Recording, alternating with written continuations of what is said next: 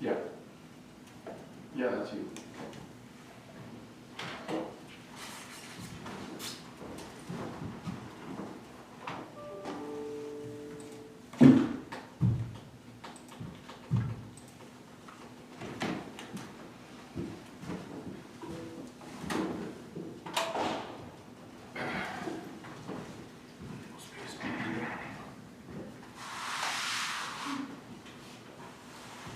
Is that door Oh, locked? I think it's locked. Oh, weird.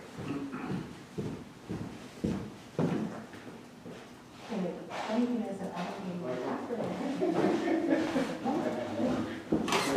What was it? Thank you very much, ladies. Ladies.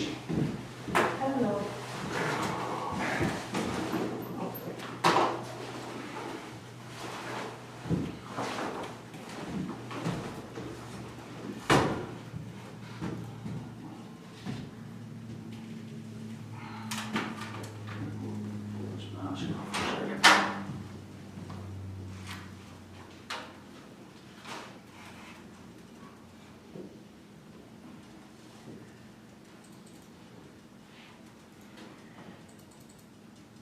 And just for council's awareness, Zoom for the first time tonight, no Skype. Okay, great. So if you see me running around a little bit, it's the first time we're trying it tonight. We did a test and worked out fine. Zoom is pretty common. Great.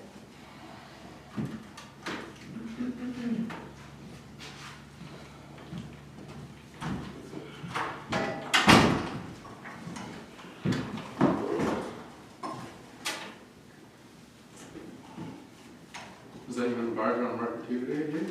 Never. Just the way the water looked, it almost looked like you're underwater. I was gonna take a turn and go and see if you're doing all right.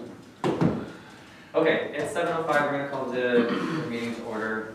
And we're going to start by adding a few small additions to the official agenda. The first will be that we're going to recognize the 215 children that were found at the residential school in Kamloops, followed by a minute of silence, and then followed by a prayer that will be done by Councillor Hidisky. And then we'll get right into the full agenda. So if I can first get a motion on the table to adopt the agenda, and then we'll begin. Unless there's any other additions. Okay. I'll move. Can I have a second here? I'll second. All in favor, say aye. Aye. Aye. All opposed, say nay. Okay, so today is Monday, May 31st, and in light of the recent discovery of 215 children at the Kamloops Residential School, we are all wearing orange shirts for Every Child Matters. I want to thank the Indian Residential School Program under the Lac La Runte Indian Band Health Services, specifically Lillian Sanderson, for dropping them off. So thank you, Lillian. We appreciate that a lot. And we are here in solidarity for that terrible discovery. So we're going to do a 1 minute of silence, and from there, Joe, I'll give you a nod, and we'll go through prayer, okay?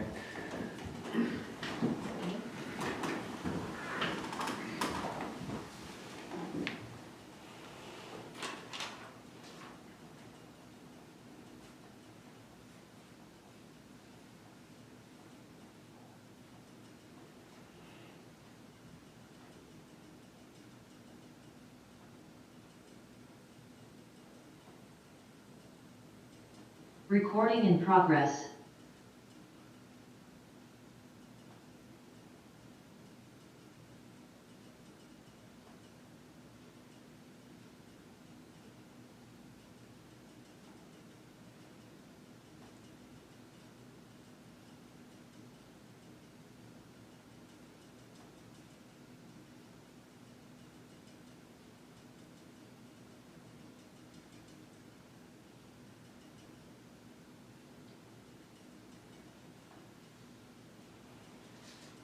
Holy Father, creator of all that is, seen and unseen, of heartbreak and of tears, of bodies and souls. Creator, you know all truth and the way to all healing. offer your love and compassion to all that open their hearts. Breathe in us the grace of trust in your loving forgiveness, that we may face those sad historic events with courage. Guide us in your holy wisdom, so that we can enter through the gates of remorse, and that our feet may walk gently and firmly on the way to justice and healing. Amen.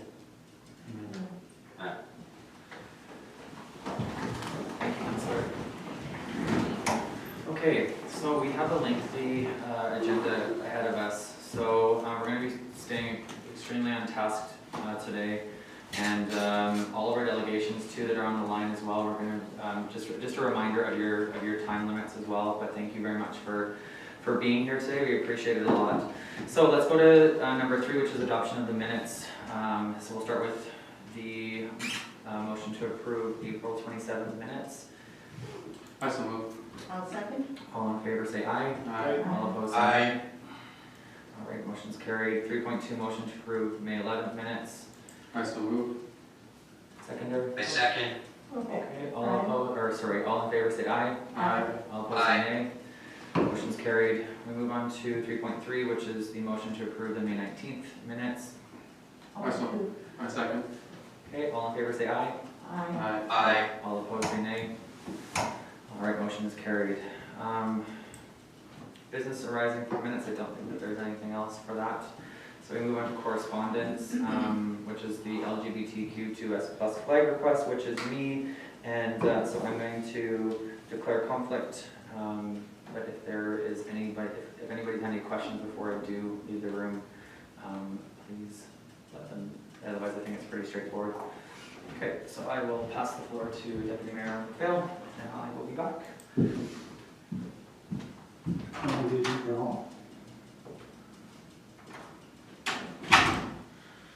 All right, so on the item 4.3, is there any discussion or sorry, 4.1, is there any discussion on the matter, or is any councillor prepared to make a motion? Also move. I'll second that. Okay. Any discussion on the matter before I call the question? All those in favor, say aye. Aye. Aye. Any opposed, raise your hand and say nay. Carried. Thank you.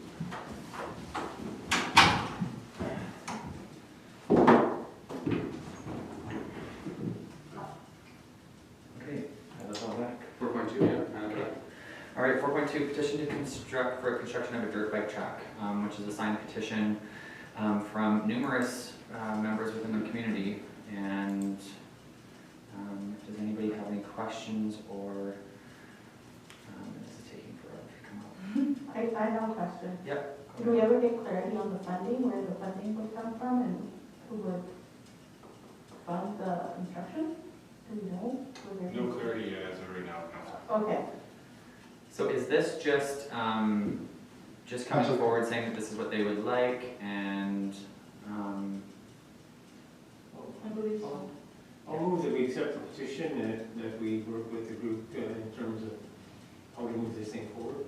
I would like to make a statement about this. So it says that we, the undersigned, support the construction of a dirt bike track to be built in Air-Range or La-Range to provide a safe venue for children to ride their dirt bikes. The track will keep children off the street. The trails cannot be used because there have been cables placed across the path which have subsequently caused injury, which we, those that have been around a long time have, heard the stories. Now, I personally, with everything that we have on our plate with recreation, that we are, financing for recreation advancement, I think this might be a perfect opportunity to tap our friendly neighbors and see what they could do in regards to supporting this. I support this from, a standpoint that I ride a dirt bike, and I want to see the kids ripping around somewhere fun and safe. But with how much we are investing in our recreation services and amenities in the next, even just year, I don't think that we have the capacity to consider this. But I think that we should lend support in whatever way we can to Air-Range to, you know, in contribution to the tri-community recreation amenities. I'll second Joe's motion. Yeah, sorry, it's just a little bit out of order there. Yeah, so now we can open up the discussion. Okay, so around that, I believe it's not so much, from my understanding, that's why I asked about the funding. It might not even be about funding, it's about the location, it's about the physical space to create a track, right? So I think that's the important piece that needs to be defined. My understanding is that the group is open to any location, they just want a location, and my understanding is that there is a potential funder already lined up. Okay, good to know. Any other comments, questions, or concerns around the petition? Okay, so there's a motion on the floor just to accept the petition as it's been delivered to us. So all in favor say aye. All opposed say nay. Okay, the motion is carried, and I do want to say too, just really quick on this matter, just that the number of signatures on this petition is incredible, and whoever, I mean, do we know who specifically this came from? Yeah. Off the top of my head, you know, but. You do? If I can speak? Yeah. It's a group of youth, and they're Totem, like what the Totem of one of the youth, the grandma of one of the youth. Mm-hmm. They went around house to house looking for signatures, and it's the Totem who's basically trying to help her grandchild Mm-hmm. and his friends. Based on the historical component that last summer, he was driving a dirt bike behind Ace Hardware, and there was like a wire strung, Mm-hmm. and it would have just basically cut off his head had he not been moving faster. And the scars in those pictures are scars he still has from the wire dropping on his neck. Great, thank you for that. No, this is just incredible work, and I like the dedication to it, so we appreciate it. Okay, so we're moving on to 4.3, which is recycle depot hours operation, which has come from Sheldon Merriman about the concern over the hours. So, yeah, go ahead. I would like to move that we forward this correspondence to the Waste Management Corporation.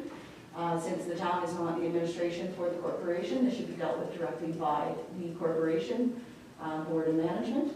So, I would second that. motion on the floor. Okay, is there any questions, comments, or concerns around this? I will add a comment. Yep.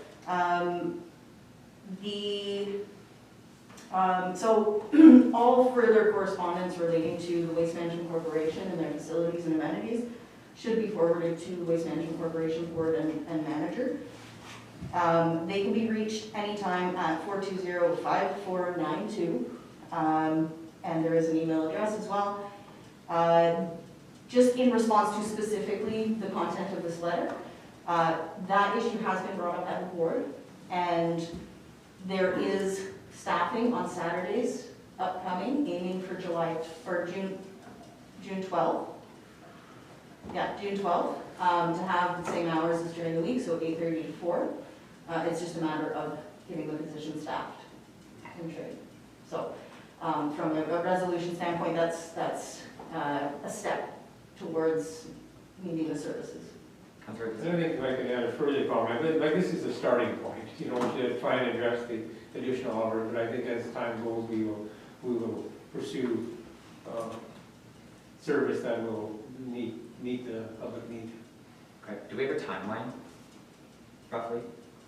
For them, and my comment will be, because I know you both sit on the board, or the committee for that, is that we're 6 months into our term now, and I think we we spoke about this a little bit already, it's time to really push and see what we can get going with that. And we're starting to get to the point now where I think, you know, even COVID regulations are starting to ease, so I think hopefully we can have a solution soon too.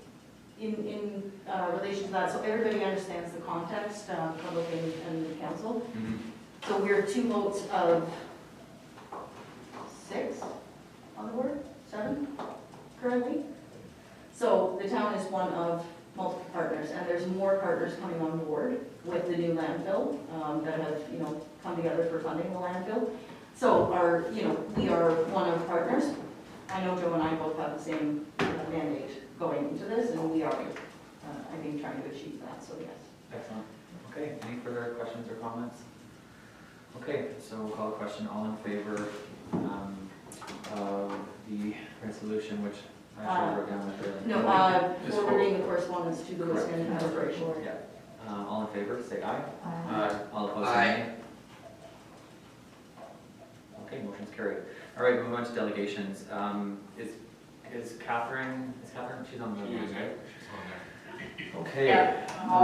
Catherine, we'll leave you to the floor and just remind you just that it's a 5-minute limit for your delegation today. Just as we have a very lengthy agenda here, but we do want to hear all your concerns. So the floor is yours. Okay, thank you.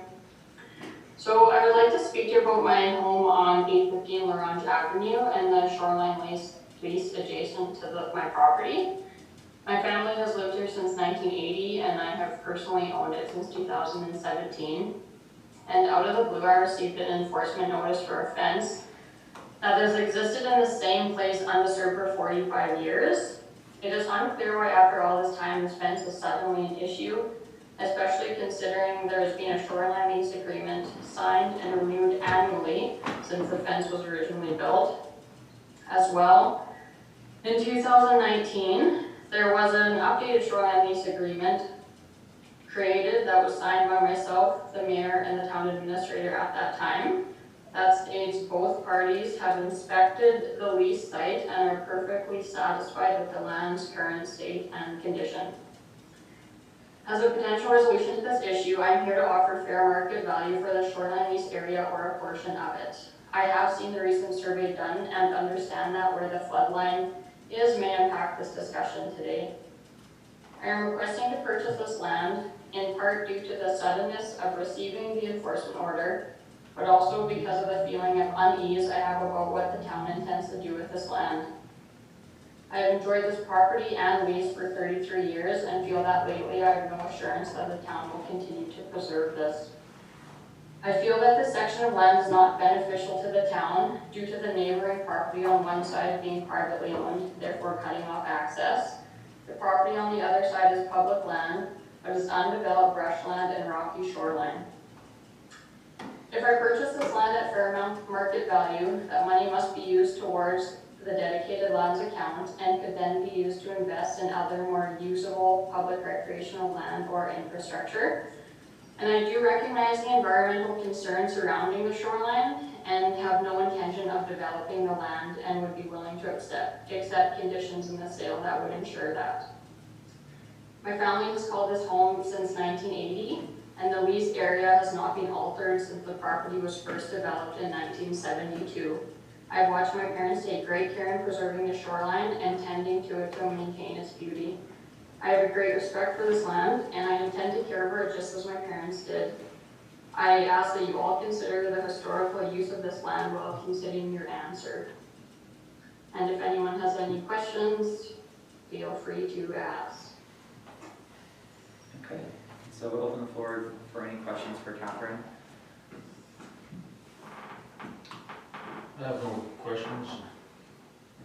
Okay.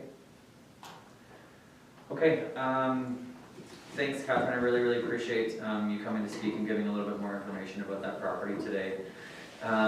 So is this, because I believe, and correct me if I'm wrong here now, so Catherine can come to us and give us a formal offer for that and then we submit to the ministry, is that how this works? Yeah, we can come to an agreement. We have to create a bylaw, and then we submit the bylaw for approval to the ministry. Okay, for that specific property? Okay. And then it's in the hands from there, correct? Correct. Okay. Okay, so Catherine, from this standpoint there, if that's what you so wish to do, then I think you can be in touch with our administration, and then we can sort of see the process through and sort of see where it's at from there and see where it sort of sits with council, because it does still have to come, it still has to be approved through us here first, correct? Okay, am I missing anything in that process? Would that be a public process or in camera? It would be public. It would be public, okay. Okay, any other questions for us, Catherine? So, sorry, I'm not very clear as to where I go from here. I need to submit another proposal? If I can suggest, we go through the agenda item later this this evening, and then I'll double back with Catherine here this week. Okay, all right. Thank you very much, Catherine, really appreciate it. Okay, thank you. Have a nice evening. guys. Thank you. Bye-bye. Okay, we move on to the next delegation, which is Jean Poirier. Jean, are you there? He is. Jean, you're on mute there.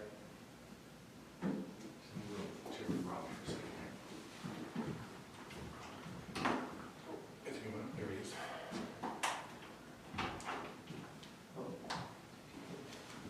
We can see you, Jean, you just gotta, I think your mic is on mute. Do you have it now? There we go. There we go. We can hear you. Okay. Okay, I'm still there? Yep, you're still there, and the floor is yours. Okay, so my request is pretty simple, okay? As you know, we are trying, or I am trying to develop a 20 smaller home up at the resort for the need of beautifying the entrance to the resort. So I'm coming back to the fact that we're going to need some better dirt, not just rocky stuff, but better dirt to finish up. And while we were building the golf course, we have reserved or kept on the side some dirt that will be quite suitable for that, something that we can put on top like the last few inches, and that we can seed either grass or make it look very good for the people. So this is an authorization that we have since the 1990, 1987, or 1988, that we didn't even ask for. It was offered by the town, and we took it as a hell of a good gesture to have the access to that pit, which is not accessible by the town without passing on the private land or passing over the, it's a very big piece of bedrock that separates a pit that the town has or had that was divided in two by this great big drop of bedrock.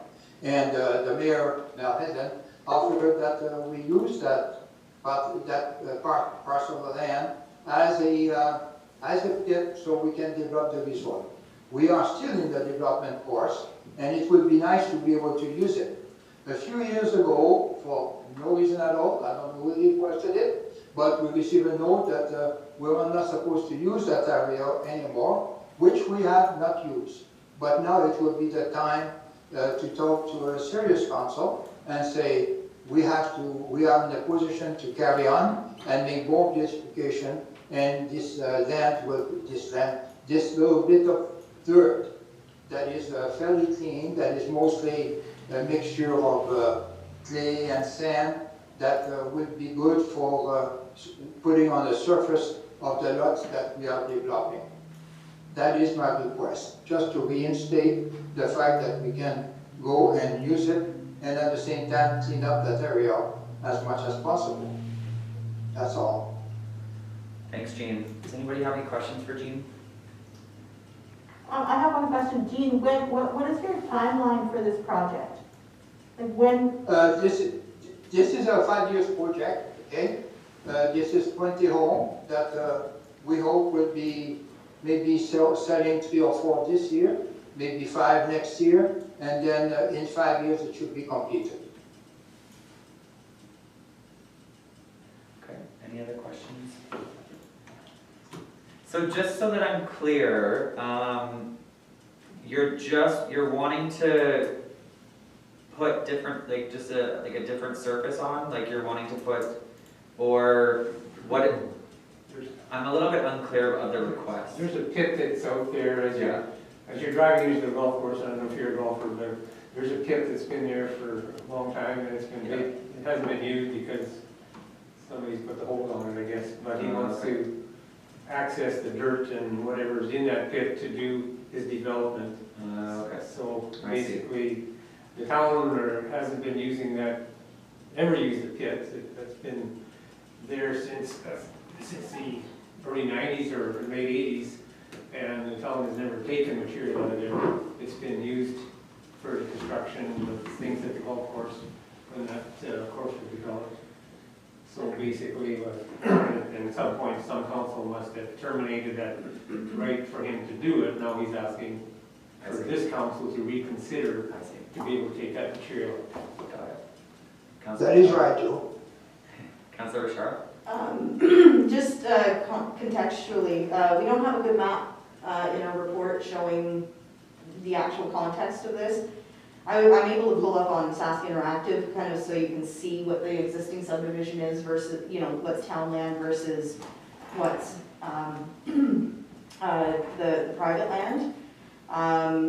So what he's saying about we don't have access to that pit is because the property line, if you're looking at the report that we do have, if you turn it around,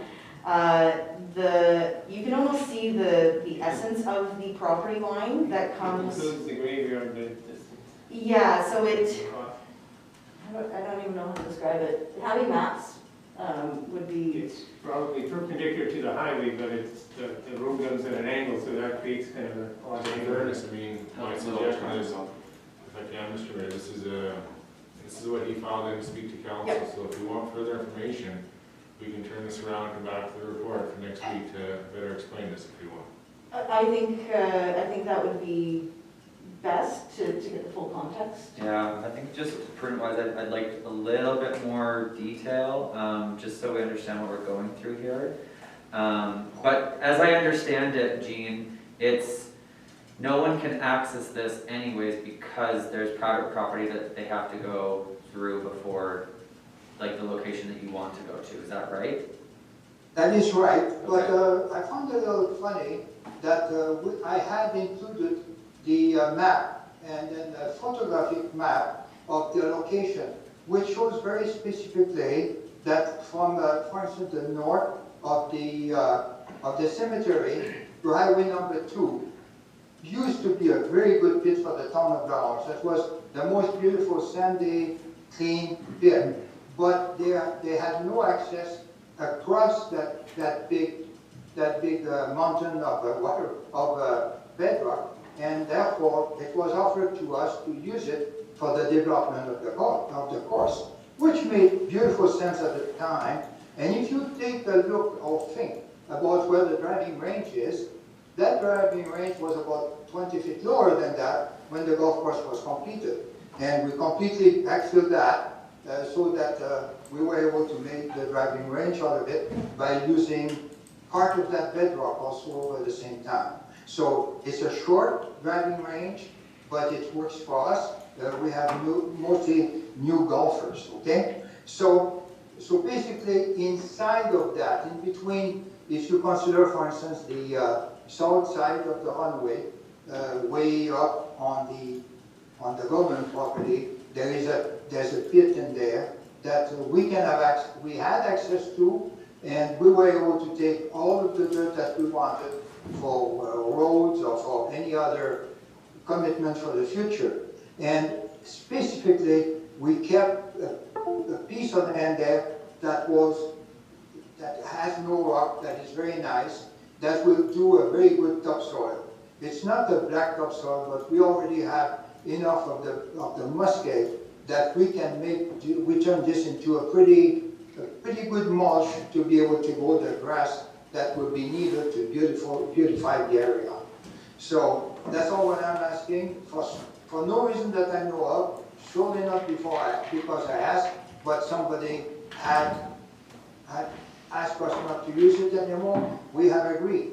The same way that we have asked the town not to use the pit by the cemetery, where it's really bad for the entrance to the resort, but we were promised, I don't know how many times, that yes, it will be filled in and it wouldn't be used anymore, but it's still used. So basically, there's a little bit of an understanding of what this area is, and all what we want to do is recuperate some of that good soil so we can use it to finish the land and make the entrance to the resort looking pretty good. Okay. That's what I'm asking for. Okay, thanks, Gene. Councillor Vettery? Sorry, I missed your hand sometimes up there, I apologize. Hey, it's not a problem, I understand, it's a little difficult to see sometimes. I'm looking at the map right now and it's clear to me The only access road into that pit is Eagle Point Drive. I have been quadding and dirt biking on that old highway and up in that area for years. There is no other access road in there via for town to go in there or anything. So and if you wanted to get a perspective of where this pit is at, the buildings right there is the Wild Rice office and the other, I'm assuming they would be shops and that. I don't know, I haven't seen in there, but yeah, I think it's a good map. Okay, is there any opposition to this? Does anybody see any? I would like to table this for further report. Okay. Specifically to just with the boundary lines and everything in there? Okay, does anybody have any opposition to tabling this or want to put a motion on the table? I don't have any concerns about that. I'd be interested in seeing the agreement that was made back then, if it's still on file. Okay, so I think we have two viable concerns on the table, that we just table it until next meeting. We can get more information from administration and from Eugene. If there is anything else you can provide, but I think administration has some work to provide for us, just for full clarity. And then I think then it'll help us make a better decision. But for me personally, I mean, if there's going to be some investment and some potential for some further growth, I think that's good. But I just want to make sure that we have all the information before going forward. So if there's any other questions for Jean? I just want to say that it sounds like a great project, but like the Mayor Matushniak has stated, I think it's important for us to make a really informed decision and look at the agreements from the past, address any issues that anyone might have, because in the future, we don't want people asking questions, well, you didn't look at it, you didn't investigate, so it's just sort of a due diligence process, just to make sure that everything is the way it should be, and I think that we can move forward from there. Okay, Jean, thank you very much. We appreciate your time today. No problem. I appreciate yours. Have a Take good care. week. Bye. Bye-bye. Thank you. Okay, so we don't, for a table, like, we don't need a seconder or anything, we just ask for more Yeah, information. they just get referred to. Oh, we do? Okay. So do we have a seconder for tabling? I'll second that. Okay, all in favor, say aye. Actually, Mr. Mayor, Aye. the motion is not necessarily tabled, because that means there's no action taken on it. I would actually request you refer this back to administration. The Okay. motion should be referred back to administration for further report. I will amend my motion. Yeah. Okay. I think you can do that, right? Okay. Do I have a seconder for the amendment? I'll second that. Okay, all in favor, say aye. All opposed, say nay. Okay, so that goes back to administration for information. Okay, we're moving on. Let's head on to Lyle. It should be on the line, I believe. Lyle, are you there? He's there. Yes, good evening, Mr. Mayor and Council. I'm muted and somebody, or I unmuted and somebody muted me, but I think we're good to go here. Awesome. Okay, I'm not going to take too much of your time. I was asked to provide a briefing on the incident regarding the power outage that happened a couple of weeks ago. Basically, when I got there, I was informed by Chief Cloud that they were putting the EOC together and they wanted me up there. And I got there about 11:30. By then, the EOC was up and running, and John Bruin, who was ops, cut me off right at the beginning, and he says, "Calm down." He said, "They're not doing it exactly right, but let's just sit back and watch." John and I have been on large incidents for over 22 years, so I took it for what he said, and what I saw was very good, actually. It seemed to be fairly well organized. Maybe a little too close for comfort from person to person, but we fixed that a day or two later. And like I said, that on the last day that the EOC was there, I was quite happy the way things turned out. It wasn't a big incident compared to some of the ones we've dealt with, but it was a very serious one. So I commend all the people that came together. And it's not just the EOC team, it's the volunteers and everybody that was supporting the team. So they did quite well. I think with a little bit of tweaking, and with the future training that we have proposed, we can tighten up a few things, and for the most part, it's not going to take a lot of change. I was really shocked when I on Friday asked how many people that if this was their first incident, and I think 10 out of 12 people put their arms up. So it was impressive to see what they did and how they performed. A couple of minor things that we need to make council aware of is that the EOC team, to function properly and efficiently, has to work independently of council. The reason you set up an EOC team is to let the regular Townsworth people do their thing and keep operating normally, because that can't stop. Unfortunately, with the power outage, it did stop in this instance, but we have to consider all hazards. So that's one thing we have to do is operate independently of the council. There's nothing wrong with keeping them informed, but the decisions that are made at the EOC are for the purpose of protecting people. That's why we set these up. Well, it's tough in some cases to not have elected officials on teams, depending on where you are. And Orange is an example. Sometimes you have to use your best person for the situation. I saw volunteers that at the Valhagen Center that definitely had potential to be on the team as well. And I was quite impressed on how those people were approachable. There was a lot of stress going on. They didn't seem to show.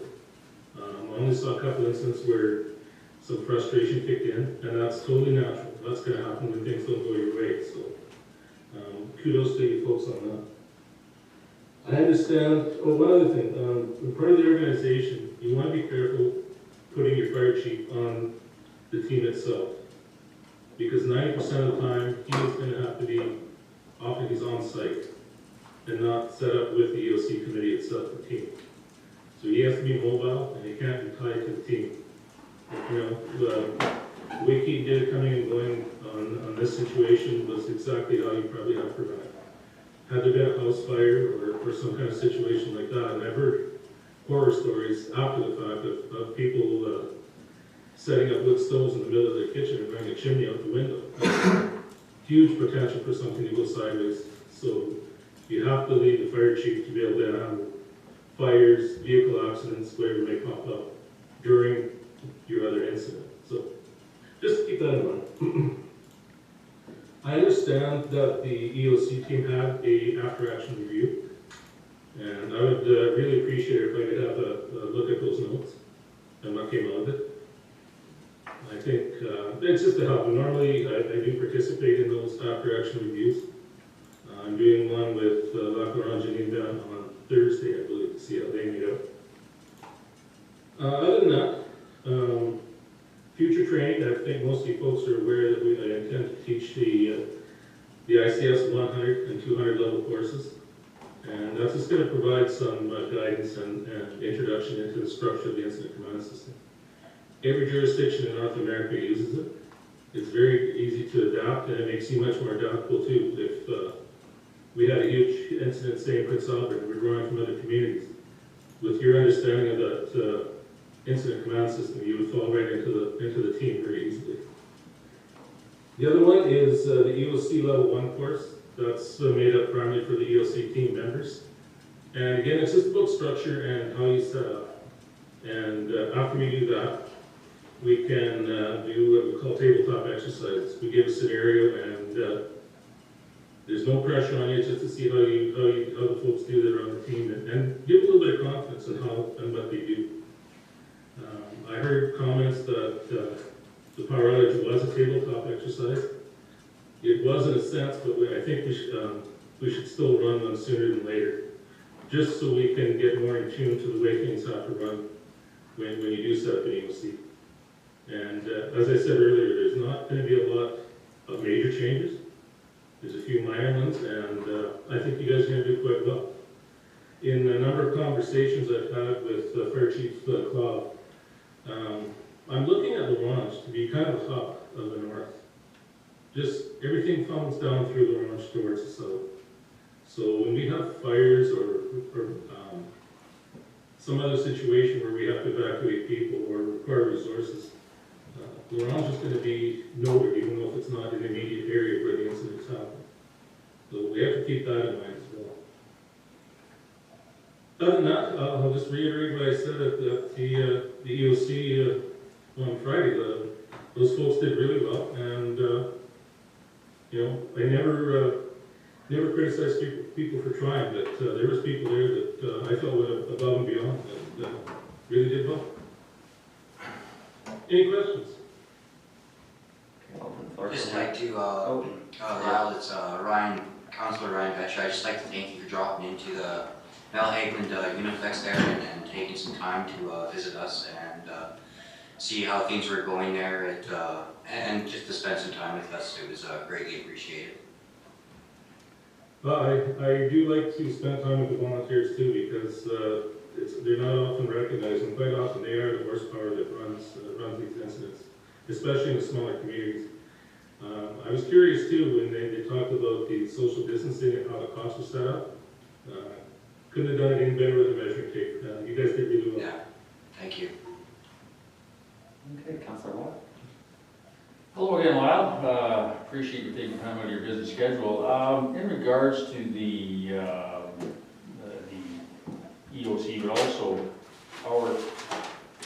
does it fall under your realm of work and have you had the opportunity to take a look at our emergency plan?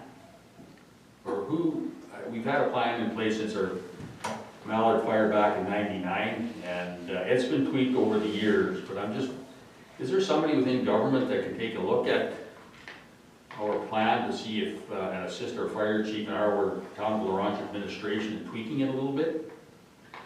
I actually have it in my possession. I've had it for about a month, and that's where it came to light about us doing some of this training and getting people up to speed. The plan looks pretty good. I want to tweak it, and it's a learning curve on myself as well.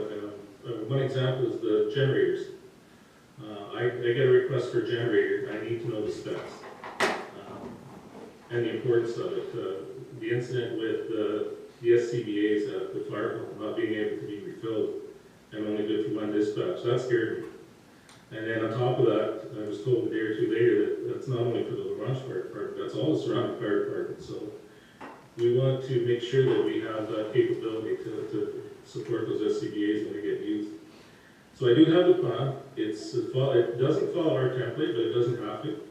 And it's a tri-community one. I know there was discussion about the community of La Ronge wanting to have their own. Personally, I don't think that's necessary because you're just going to run into a lot of repetition. If you have it in the tri-community plan, it should work to serve yourselves as well. And the nice thing about the tri-community is if something happened right in La Ronge and not in Air Ronge or Lac La Ronge, you could draw on those folks to help you as part of like a mutual aid. So yes, I do have a plan. In my work plan, I'm supposed to do 3 emergency response plans for my area, which is all of the northeast part of the province, and I think people have really taken to the fact that, you know, how devastating those wildfires can be, and we're not just dealing with wildfires, it's all hazard, all incidents. And a lot of the communities are coming together and making up these plans, so that's really great to see. You guys are probably leading the pack from what I've seen and how you're organized. So don't slow down. I want to keep you guys in front. Councillor Yancey. Yeah, thanks for your candid comments about the operation. I had a brief, I was at one meeting and I sort of observed some things and I share that with council at some point when we do discuss it at a council. But I think the important thing is the contact people, their numbers are updated at least every 6 months to make sure that when you're making a call to get a hold of somebody that's the right number. And same with resources, that if you've got contacts for resources that are supposed to be available, to make sure that those contacts are kept up to date. And that's, really part of the plan. The other part of the plan really doesn't change on how you function and, you have different scenarios. I mean, how you deal with a fire is going to be different how you deal with a flood, but they're very typical though. And I agree that that council should not be a part of that, but at the same time, we have to make sure the right people are at the table. And your comment about the fire chief, I can guarantee you from being in a couple of fire incidents in '99 and in 2015 that was no place for the fire chief. He's got to be organizing his crews and getting them, making sure, because we had out-of-town fire departments show up. We had 4 different departments were here. We had to coordinate all these things, making sure they were all working together, get volunteers. He had to, coordinate all of that. He can't be sitting in a meeting, so he's got to designate somebody from the department to take his information and represent it at the table, from what I see. Yeah, and I agree with you. The first part of your comment there, where it needs to be updated regularly, that's very important, because a lot of contractors, be it mines or oil and gas or whatever, and they may be in your community, all of a sudden they're gone. Yeah. So that kind of stuff is very important to know. So I agree with you very much there, and it's part of that EOC committee just to, I don't want one person to have to do it all, but spread out the work and keep those lists updated. The contacts are important. You're right in saying that, there's pretty much a standard plan of attack on how you do things for the most part. But to be able to have an updated contact list is very critical. And the local knowledge that your EOC committee had in this instant was highly beneficial. I can't remember the lady's last name, but Stasha. Logistics is always heavily burdened when you have a situation like a power outage. She did very well. She knew the people to contact, and I asked for an electrician, and she had one right away. And that's where I was impressed. People knew their roles pretty well for the lack of experience that they had. Councilor McDowell? Well, thanks for taking the time to join us here tonight. Just in follow-up to one of your comments about having the fire chief kind of sitting in those areas, I do know, as this is my second term on council, before when we were trying to assemble a EOC, contact person for the town, it was really hard to have somebody that was willing to continually do the training, show up consistently to all of the, I guess, to continue on moving with the documents, to have a proper plan in place. That eventually got to a point where we hired somebody full-time. Are you recommending that we go forward on that same basis? And the only reason I'm asking that is I do know that part of our tri-community effort and the EOC effort, the typical place for the emergency response was in the fire services board that we currently have, and expanded the roles and responsibilities of that board to also include the emergency operations center. And as the fire chief is our head of that department, in lieu of having somebody on the EOC, would then be the fire chief that is responsible for those roles, or the delegation of those roles. And in the lead up to, or the, start of an EOC process, to me, it would make the most governance sense that the person that has been in charge of rolling that plan out is the person at the table, and would pass their fire chief duties for normal residential fire work to the person that we've hired as their deputy, to be that person that would fill those shoes while the fire chief, in this case, Fire Chief Cloud, would then assume the roles on the EOC. I know it's very in depth, but I just wanted to provide all the context, the reason why Keaton Cloud might have been in those EOC meetings as well. Yeah, and if you have a large enough organization, and I'll be honest with you, I don't know how big your fire department is. I know the Prince Albert Fire Department here, the fire chief is the ops chief. He calls himself that. He doesn't go out in the field at all. He's stuck mainly with the EOC. So small organizations, we found, hamlets and small villages, quite often the fire chief has the most knowledge in dealing with a hazardous chemical spill. He knows how to use the ERG manual and coordinate that kind of stuff. And that's where his role in the field is quite critical. In the EOC, if you have an ops person who is very well organized and be able to roll out that plan and coordinate and have the terminology that's used in operations with fires or other incidents would be sufficient. Now, whether you have, it'd be ideal if you could find somebody in your community that John Broom was an ideal person, but unfortunately he's moving.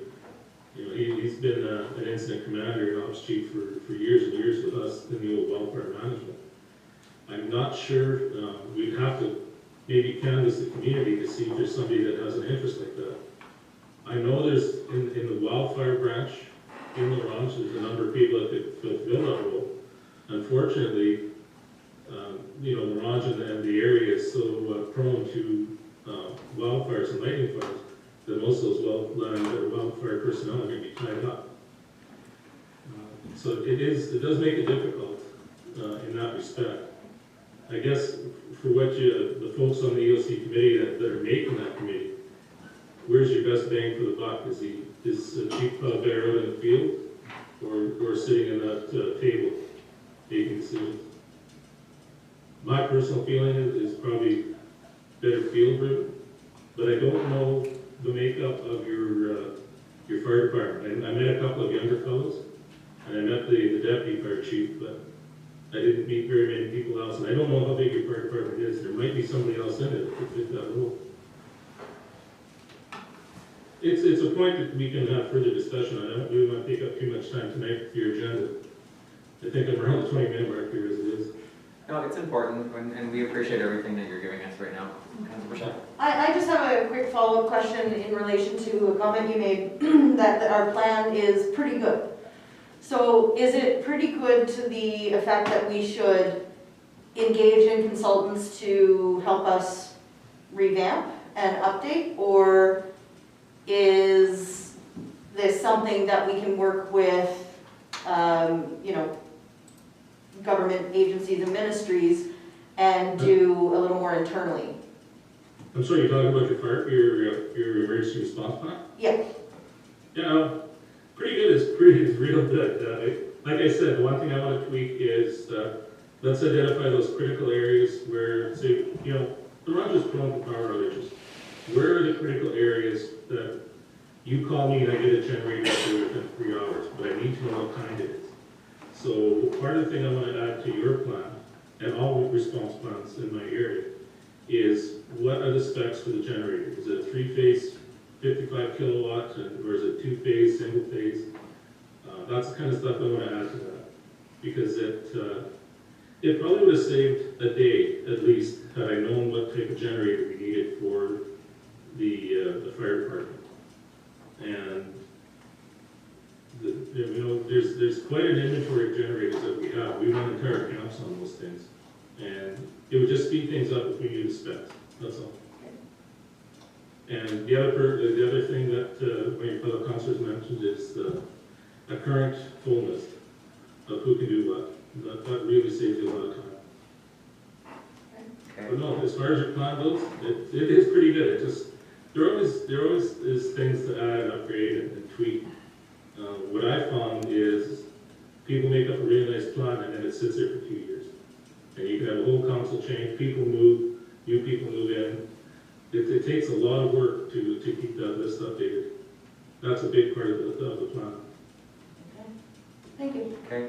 Thank you very much for your time, Lau. Really, really appreciate it. Thanks again for all your help and guidance during that week of the power being out. So we appreciate it. I'm sure that you're having further conversations with our fire chief and with our administrator. So thank you. We appreciate it.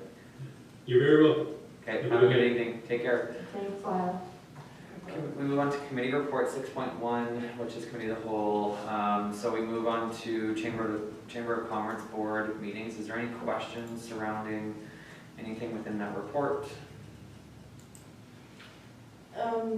With our new staff member coming on board, is there going to be increased correspondence intended between Chamber of Commerce and the town, or? I can answer that question, so right on, just, a little bit challenging even getting to myself when we're having a chat right now. And, no, she won't be going over anytime soon because I don't want to throw her into a difficult situation, so I'll be going over it first. Okay. And just to give you a little heads up on that, the board has decided that anyone from the town, Air or the band will no longer have a vote at the table. We will be there as advisory only. So just so you guys have that heads up as well. So. Okay. Yeah. Okay, moving on to 6.8. That used to be, years back, there was always a policy that basically the town or village representatives were just your observers to just kind of get that direct contact with the business community and really not trying to influence what decisions were made. Yeah, my only concern was that I didn't see, other than the sort of temporary chair, that there was anybody from the village or the band sitting in on any of these meetings. So, question? No, it's not really necessarily a question, it's more of a awareness. Yeah. A lot of times, I sat on the chamber for a number of years and I'm pretty busy in other areas. It's really difficult to get people to show up, and the chamber, bear in mind that the whole drive of the chamber is business driven. And when you don't have or can't get people to show up, get the politicians, if you will, to show up. That's not what it's about. Yeah. No. Follow up, just because you probably have a lot of insight on this. What is hindering the chamber in expanding its role and getting the participation? Like, I noticed that the numbers in there's 38 out of 125 businesses in the communities that are members.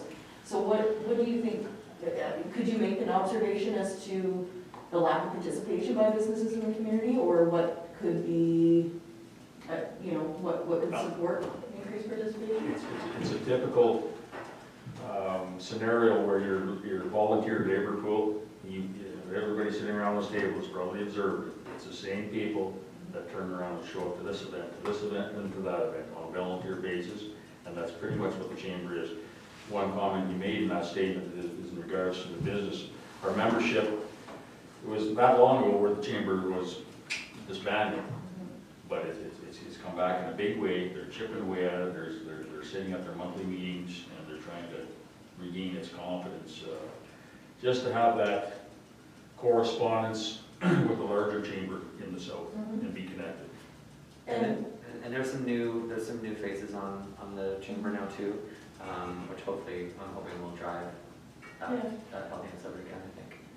And just one quick follow-up on that. Anecdotally, I know nobody's necessarily speaking for the chamber, but trying to glean what the value they're bringing to the members.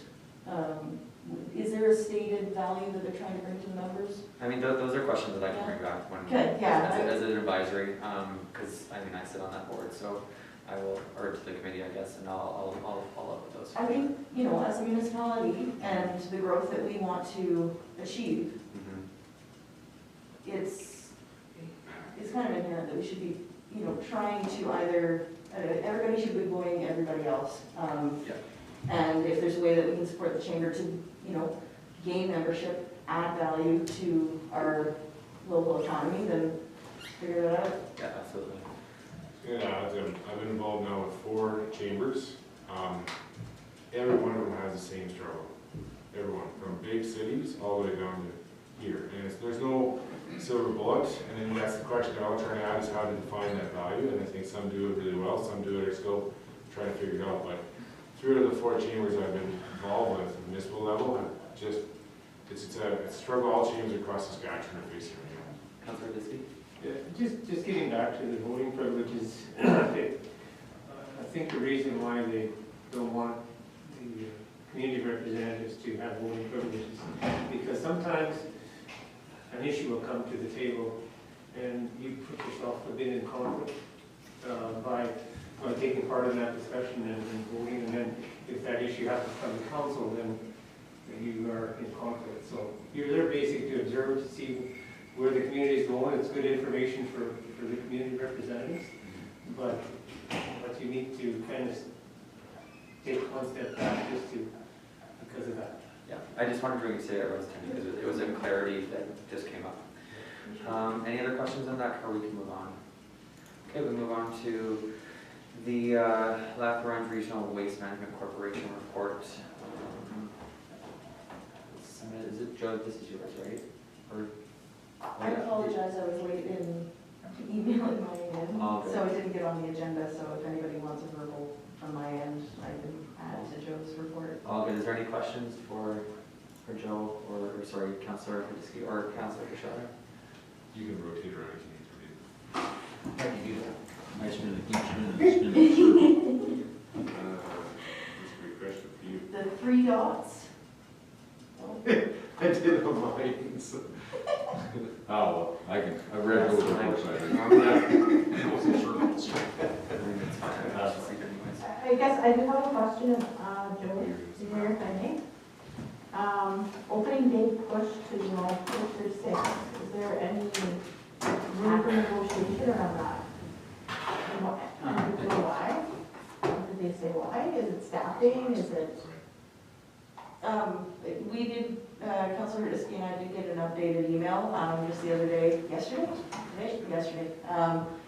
saying that based on the review of the reports, because there needs to be approval of the operational plans and any deficiencies being addressed and so on and so forth from environment and, you know, the regulators.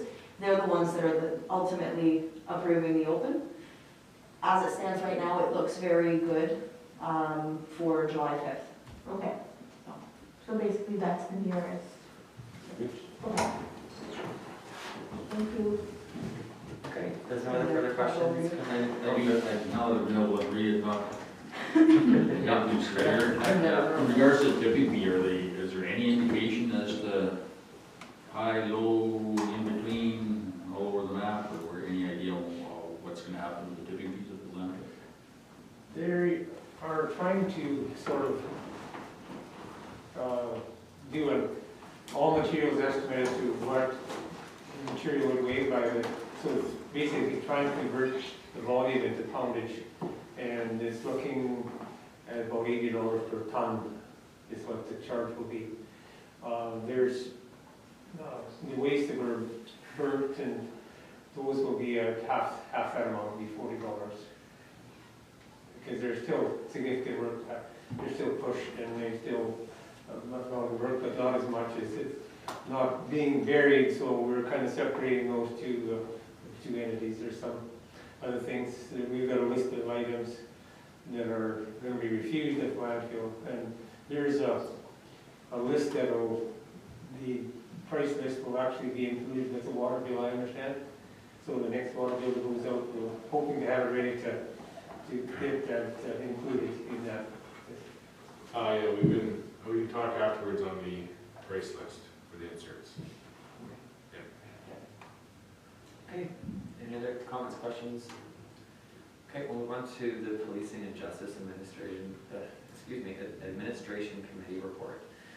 Is there any questions or concerns about what was provided from Councilor Hudisky? No? Okay, so we'll move on. Move on to the CEO and administration reports.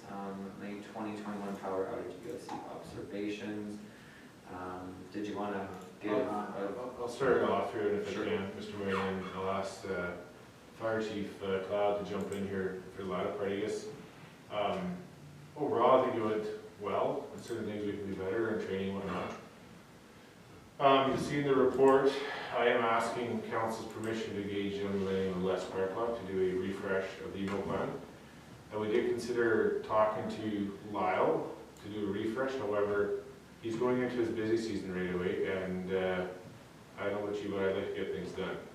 And typically this is a $40,000 to $50,000 touch to go in, and Les is willing to come up, including touring the community, meeting with everybody from both communities and all that, and sitting down and working through with Lyle or with Keaton to do refresh. So anyways, he's willing to do that for $15,000 plus GST. So just want to get that on the floor right away. We can certainly go through with Lyle, but again, it doesn't hurt to have a fresh set of eyes come in and take a critical look at everything in terms of how things are operating too. For that.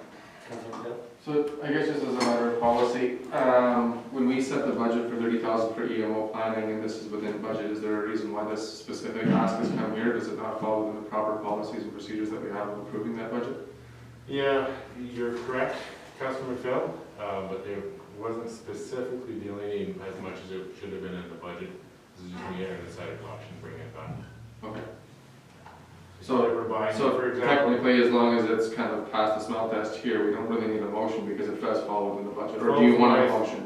I wouldn't mind a motion, to be honest, Councilor, but if I can use an example, the $75,000 truck that we're buying for the fire hall, that's not coming back because it's within the budget, right? I can purchase within my authority. This one just, there's a bit of gray area for me. Between an EMO and an EOC plan?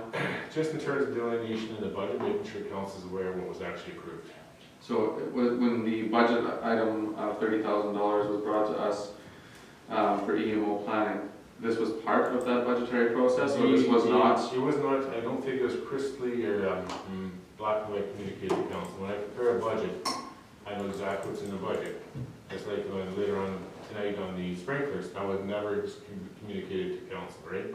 If it's black and white communicated to council, it's when it's our authority, I'm the first person that won't be coming back. Right? To me, there's a little bit of gray area. That's why it's before council tonight. Okay. Councilor Law? So, I am hearing that we want to spend $15,000 to update our EMO plan. And I continually hear around this table, try community, try community. I think it's high time that we try and differentiate between tri-community and EMO plan for the town of Ron's. It's my feeling, after observation over, this is the third state of emergency, but a very emergent event. Our differences of Air Ranch and the Lac Ranch Indian Band and the town of Ranch have its differences. So we're going to be spending $15,000 to update a tri-community EMO plan. Where are we going with this? It's on the agenda at the village tonight, the same proposal right now, and the discussion so far is percentages. So I'm just getting the upset limit right now. I'm trying to get it going, and the intent here is the village, like I said, is talking about it tonight, giving their share, committed to it as well.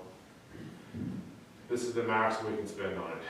So I'm anticipating at the day when the dust settles, it'll be about 6,000. But if council wishes to make it just a town of their own plan, we consider going down that path too. But this is the upside limit I'm just establishing for authority. I honestly, I have no problem working as we have been in the past number of years on a lot of tri-community initiatives. But again, that 15,000, are they gonna, what would be the total for this guy coming up? 15,000 or 30,000? Are they kicking into? Nope. 15,000 is including the entire tri-community, everything, all in it. So not just the town, but I wanted to come and get the upset limit in case, again, I mean, discuss with Mayor Collin, this is a pretty important document we need to get updated quick. So this is upset limit, it includes talking to the band and talking to the village. Like I said, the village has got their agenda tonight to get it approved. I know the discussion started with the band at the same time. This is just the upset limit. So if everything falls into place, the most we'll spend on, I think, about $6,000 to $7,000. Thank you. Okay.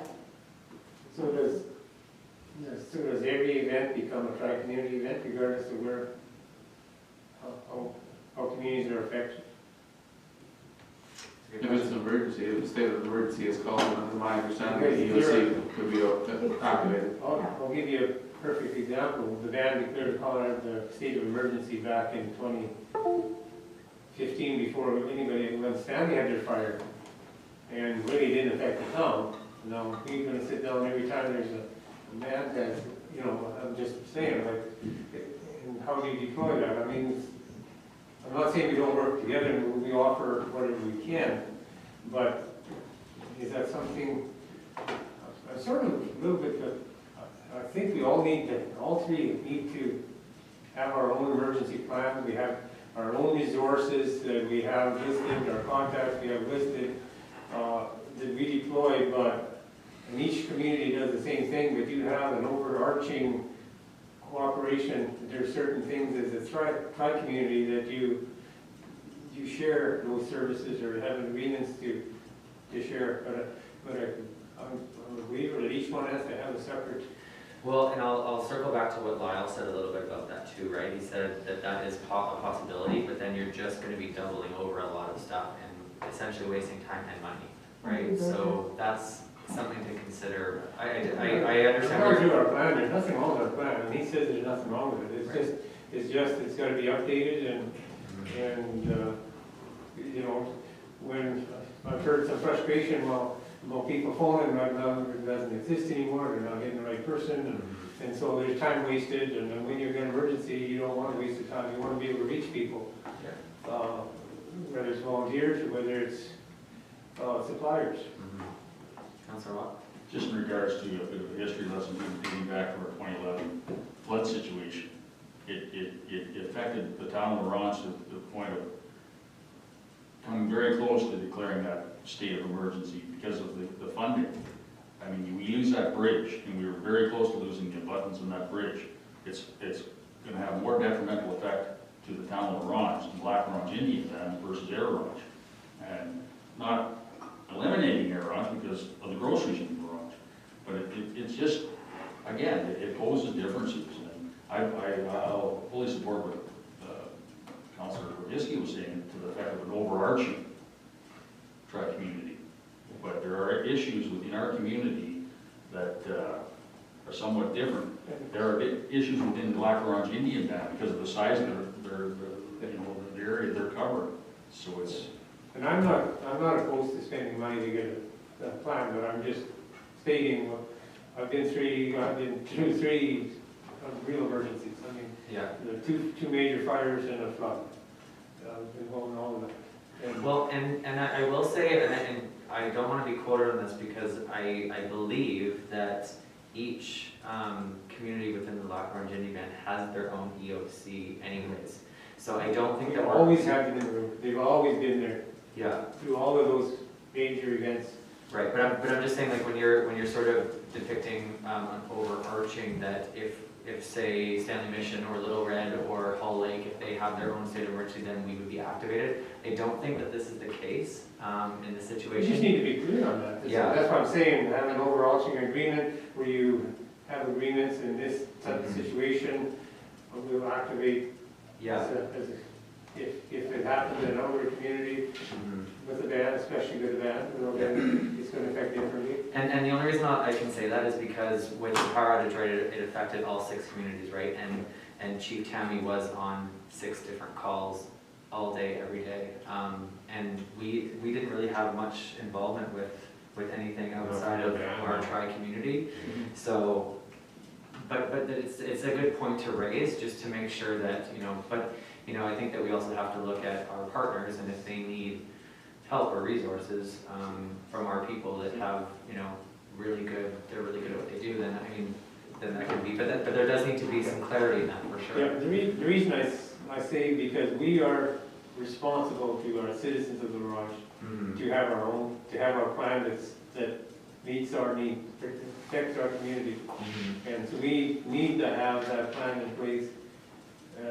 Basically, we're mandated to have it in place. Yeah. Well, and the thing that I will add to that as well, Councilor Hiskey, is that when we looked at the people that were, in this case, sort of the best people for the job at this time, even though, we look back, hindsight's 2020, there are some very knowledgeable people that work within the Black Orange Indian Band that were extremely helpful in this situation. And I will say that we actually have a lot to learn from the band itself because they have a very active emergency team that is probably well more prepared for its situations than we are, in my opinion. So I think we just have to really figure out. When it comes to setting up and looking after people, they're the best. Yeah. They're really good at it. They didn't take them long to mobilize, and they had people staying there. They had food all going, and they do a really good job. So I think I get where you're coming from with that, but I think discrediting where we can sort of. I'm just saying, just keep that in mind. Yeah. So I think you can have 3 plans, but yet you still come together. they'll have their own resources, they'll have a list of their contact resource people, each community will have the same. But when you come together, you'll have to have agreement, okay, what's our structure and around this table. It's one thing that I noticed, there was staff that should have sitting at the main table. She was in the outskirts. She is, people that are representing the various heads gotta be at the main table. That was actually, Councilor, I was there for COVID more than anything. We actually spread everybody out. They aren't supposed to be there, but we actually spread them all out to the It was another complicated issue. I think that those are all really good considerations. Councilman Coe? So going back to just the procedure here, the $30,000 that was set aside for annual planning, is that a line item in the town of Orange budget, or is that a line item in the fire services board? Town of Orange. Town of Orange. Yes, not in the fire services board. Okay. Just clarification on the financial implications on this report. So- I need to see the call, I need an emergency. So it says here that the bulk of the expense for the EOC was wages. The staff involved and supplies were approximately $11,000 in plus 7,500, or was the 7,500 in that 11,000? So again, to hold me to it, but right now we're sitting around $11,000 for materials, which includes getting all the fixtures set up for the shelter. So $7,500 is included in that number. Like, that was the bulk of the expenditures of the shelter. Can I also ask, the decision for the municipality to strike the shelter, how was that decision made? And why was there not like a social services organization that stepped in to do that?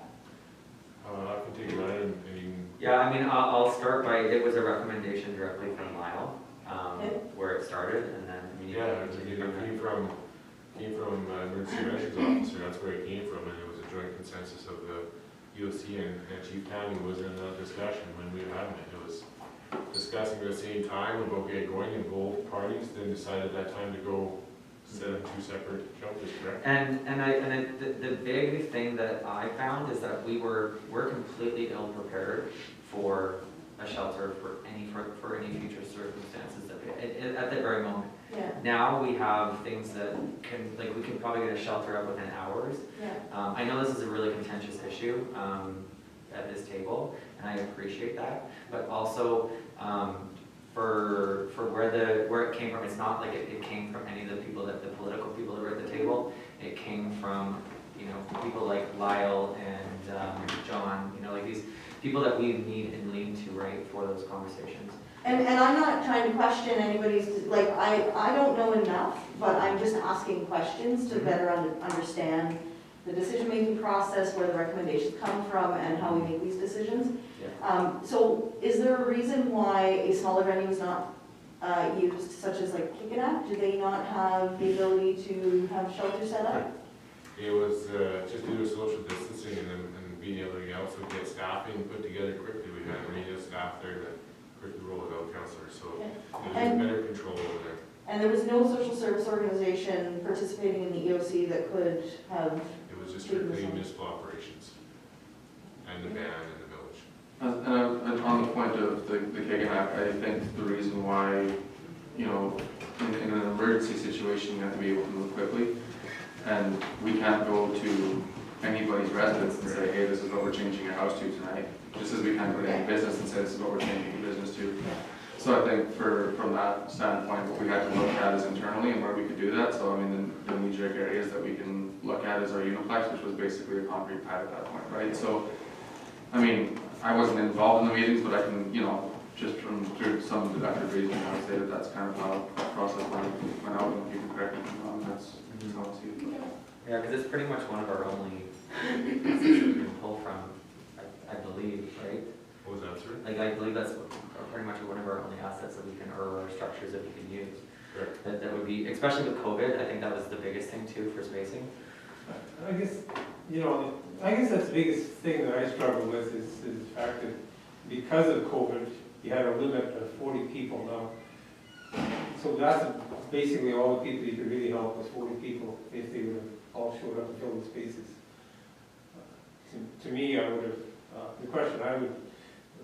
like to see around the table is what can we do to help the most people in the community?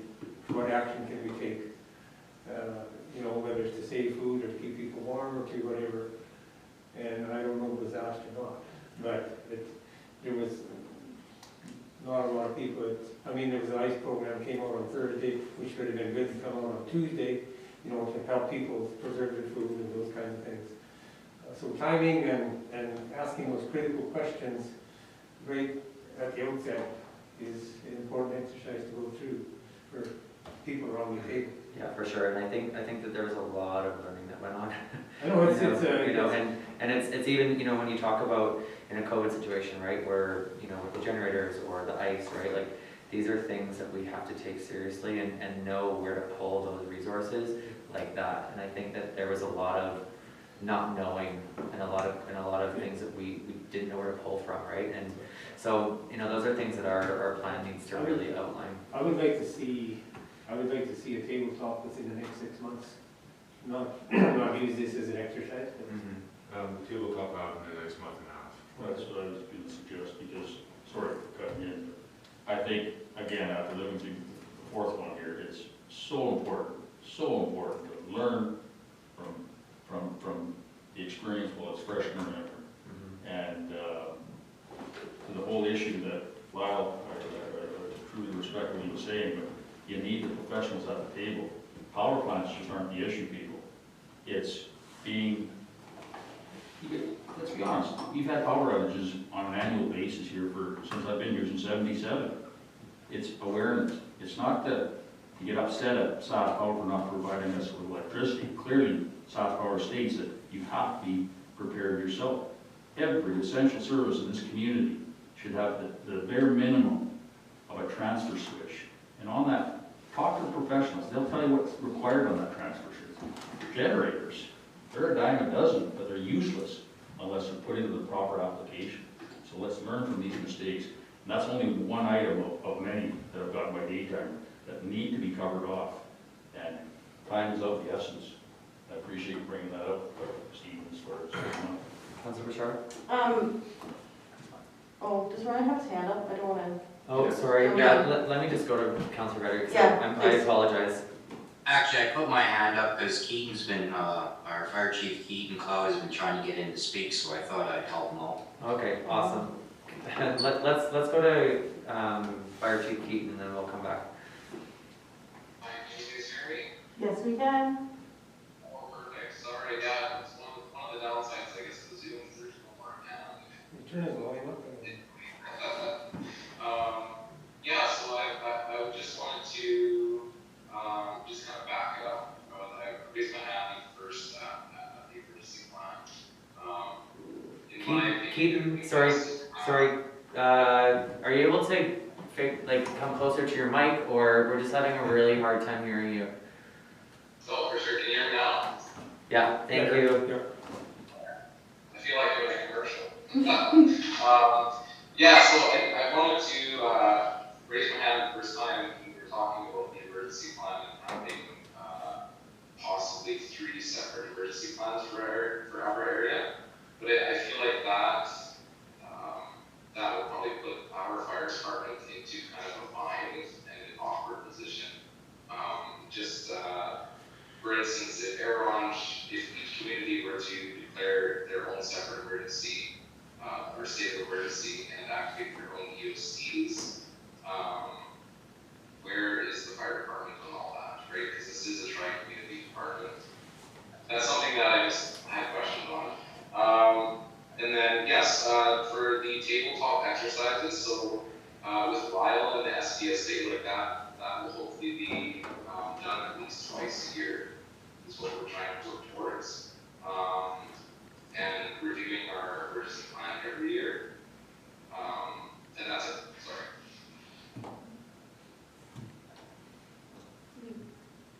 Okay, thank you. Councilor Bouchard? I just had a statement. Number one, I'll first say I really like your celebration on your shoulders there, Chief. And two, I do want to recognize everybody that participated in the EOC, the town of Laurent staff that I saw work their butts off, all of the leadership, every single volunteer that came out, and everybody that persevered through that time. I think it will never be perfect, but it was pretty darn good, and I really appreciated the work people put into helping out during that period. So. Thank you for those words, appreciate it. Yeah, our staff did a really amazing job, and they deserve a lot more credit than has been said here, so thank you. All right, any other questions around that? I think that there's going to be a lot coming down the pipeline here in the next month and a half, so hopefully that will sort of answer some questions, and we'll be able to sort of streamline what we learned from that. Chief, sorry, go ahead. Oh, I just wanted to say, Chief Cloud, is there anything else you wanted to add into that? Just because I know that I apologize for not coming to you there earlier. Oh, no, that's fine. Yeah, so you can see in the report that there are several issues that we need to deal with at the fire hall. So backup generator is probably number one priority. Obviously updating our plan. And currently I'll be working on just kind of updating our EOC and modernizing it, because it hasn't been done since 2008 when this building was built. So we'll be looking at just getting more technology into our EOC area, and yeah, just helping us be better prepared for any future events. Okay. Because it hasn't been dealt with over the past couple of years. And other than that, yeah, thanks for all staff and counselors that were there at the EOC, and volunteers at the Mel Hagman Uniplex, and yeah, just every member of the EOC. You guys did a really awesome job.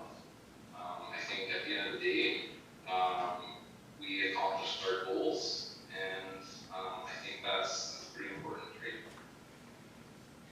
Excellent, thank you. So I know that administration has requested a motion so that there's clarity, right? Yeah, just engage Genesis 2020 Solutions to a maximum of $15,000 at the most. Previously budgeted. Correct. Okay. The maximum, plus GST. Also, Question.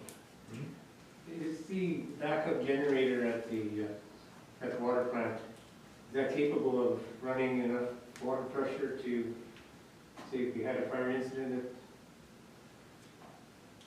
I mean, the sewage treatment plant? No water.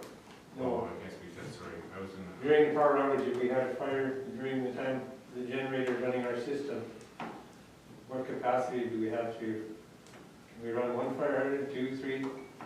Actually, I'm not a professional on it, but I advise Stephen to get up to speed on it. Just in regards to our 15 fire and our 99 fire, our water in itself has got capacity to turn around and put out all the needs in the whole tri-area. So everybody's cut back to conserve. So not totally in regards to your question of the generator itself, it's the water in that. It's incredible. We did have a power outage, I think we had temporary for a little while there when the junction fire was going. But, so we really never tested our system to see what capability we have to protect our community during an outage. Or at least we should know that, what our capacity is.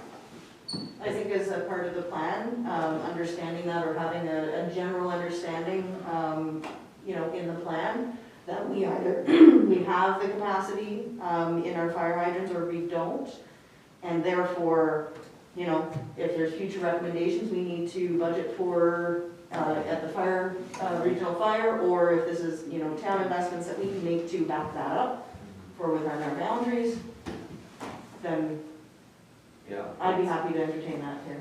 Yeah, that's a really good point, Councillor. I'll say both of you for that. So is anybody willing to put a motion on the table for? Awesome. Okay, do I have a seconder for authorizing? Okay. So just now that there's a motion on the table, one question I do have regarding that then, if this motion passes and we are the only community that approves that budgetary item, what's the next step? Next step, if we only want it becomes a town of the ranch, EMO plan. Okay. If that's council so wish. Not, and then I wouldn't support the motion.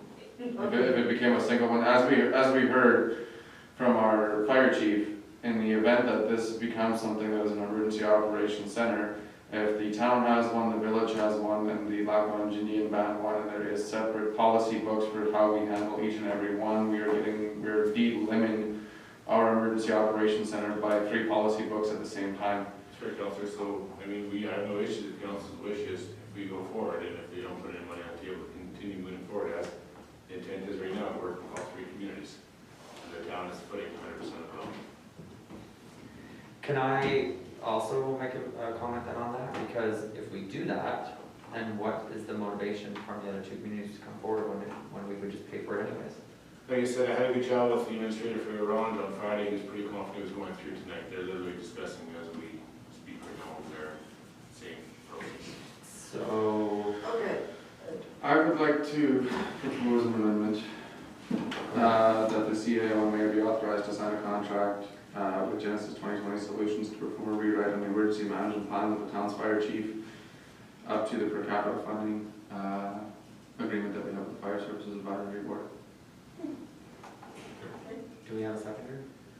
I'll second that. Okay, any comments, questions around that motion? I understand what Councilor McPhail, or Deputy Mayor McPhail is getting at with that, and I think it's,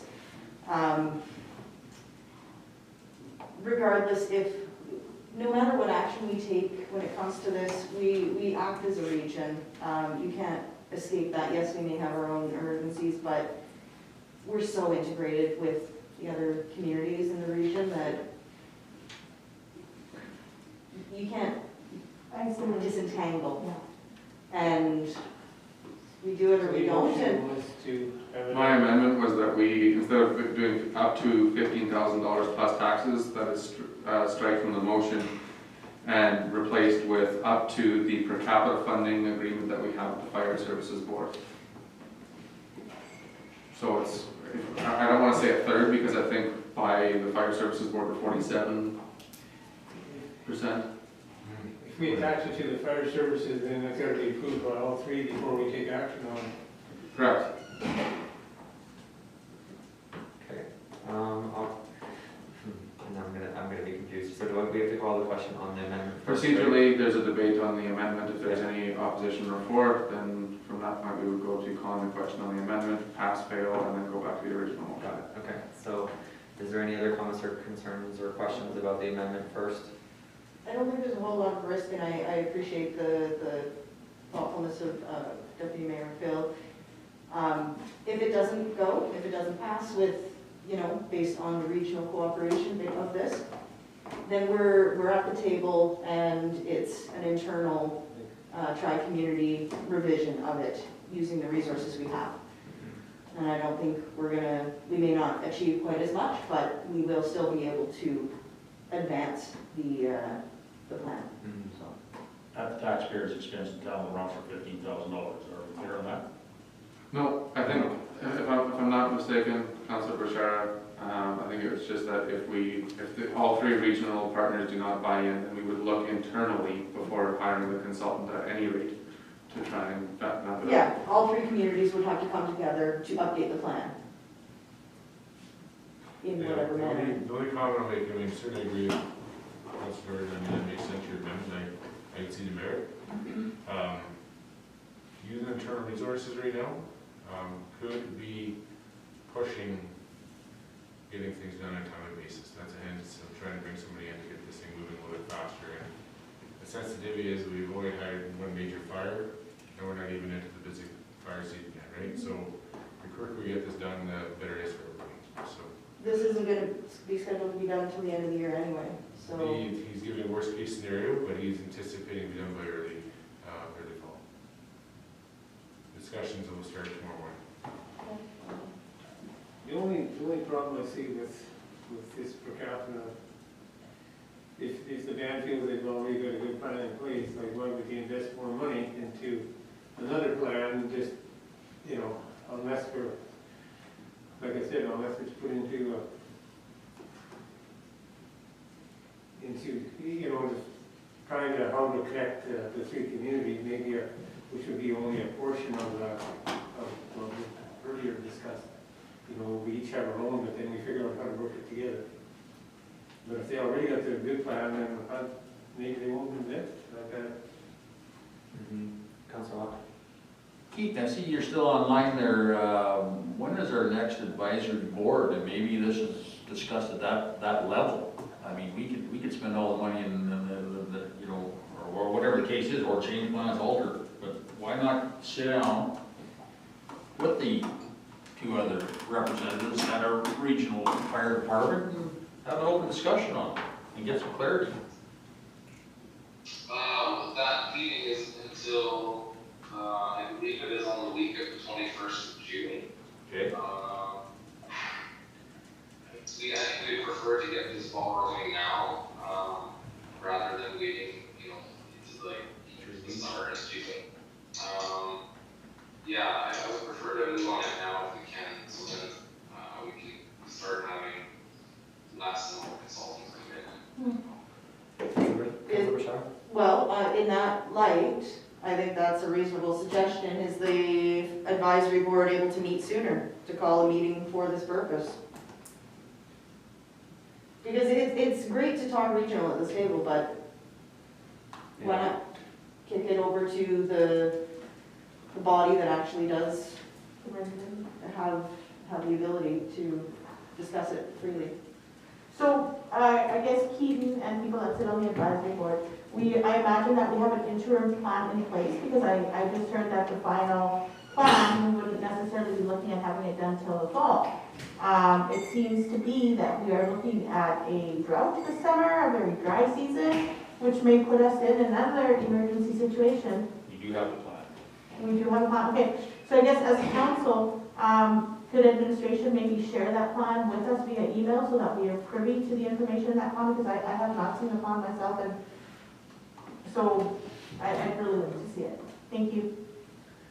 Okay, we're gonna call the question on the motions on the table here. So the first one is the amended with it being as per our agreement, as put on by Councillor McPhail there. So all in favor, say aye. Aye. I do see Ryan's hand up as well, from the point of board. Yeah, Thank you. All opposed, say nay. Okay, the motion is carried, and that, what was The amendment carries, not the motion. Sorry, the amendment carries. Thank you for the clarification. And do I now, sorry. Call the motion. This is basically just reworded the motion, but because of that, yeah. So the motion is dead then, right? Exactly, no, it's exactly the way we amended it now. So now it's the, Oh, so, okay, I see. So now the motion is now on the table, and I'm just gonna reread it again, that the CEO and mayor will be authorized to sign a contract with Genesis 2020 Solutions to perform a rewrite on the emergency management plan with the town's fire chief, up to our, I guess it's our regional, right, our regional per capita plan, thank you, or agreement. So that is now the motion on the table. All in favor of that motion now on the table, say aye. Aye. All opposed say nay. Okay, motion is carried. Okay. In advance of moving on to our next item, may I request another break? Sure, yeah, let's take a 5-minute recess, and let's do that.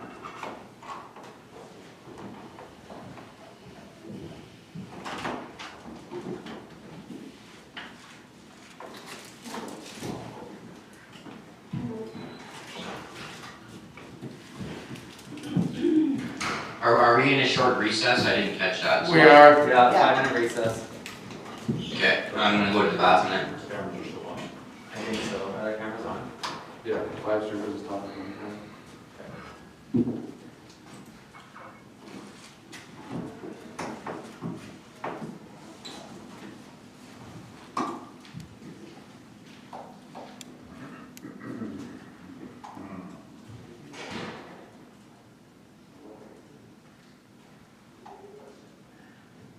So, the request of Mr. Toy not fall under land, as part of the Canada discussion,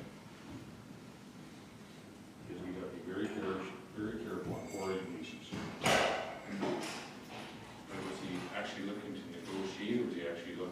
wants authorization to dig into that existing pit. Right. And I don't think that falls under our jurisdiction authority. That's ground land,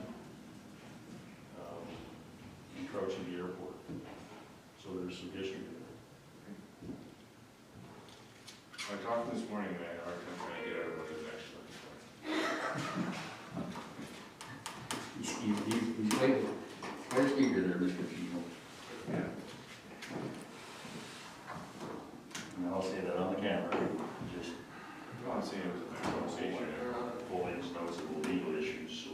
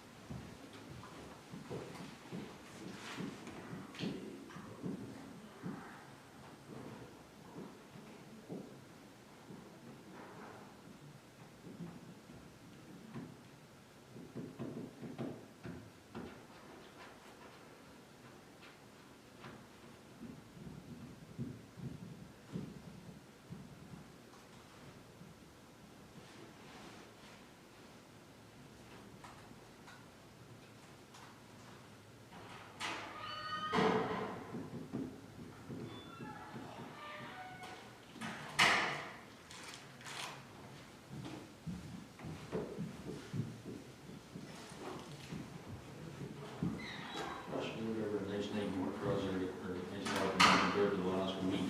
Hey? We fought in the last week a good 30-kilometer-an-hour plus on the south-southeast. Then I was in the north with that cold wind and go across there today and had to bail on the crew, but just flat. There's no way. Oh, I don't know. Probably around 11 o'clock this morning. I'm able to get out there and enjoy it. You get your tugboat home? Oh yeah. You know, we're working on our sixth trip, so yeah, it's a little girl. She's holding together. That gym is one wise. Is he amazing, eh? Oh, it is. He just knows it was metal. Anything that's metal, he knows. Yeah.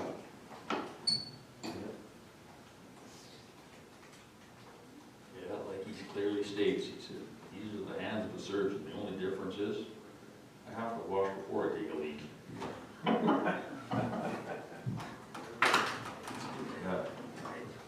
Yeah, incredible.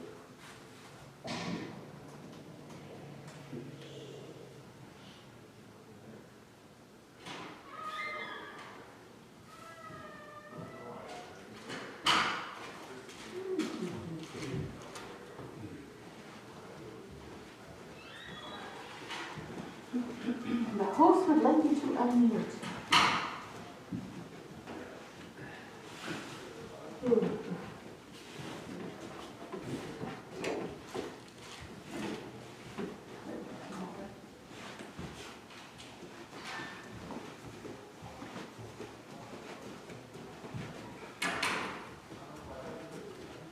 Yeah, there's great stories flying around about that old bridge down there, but yeah, we got her out there.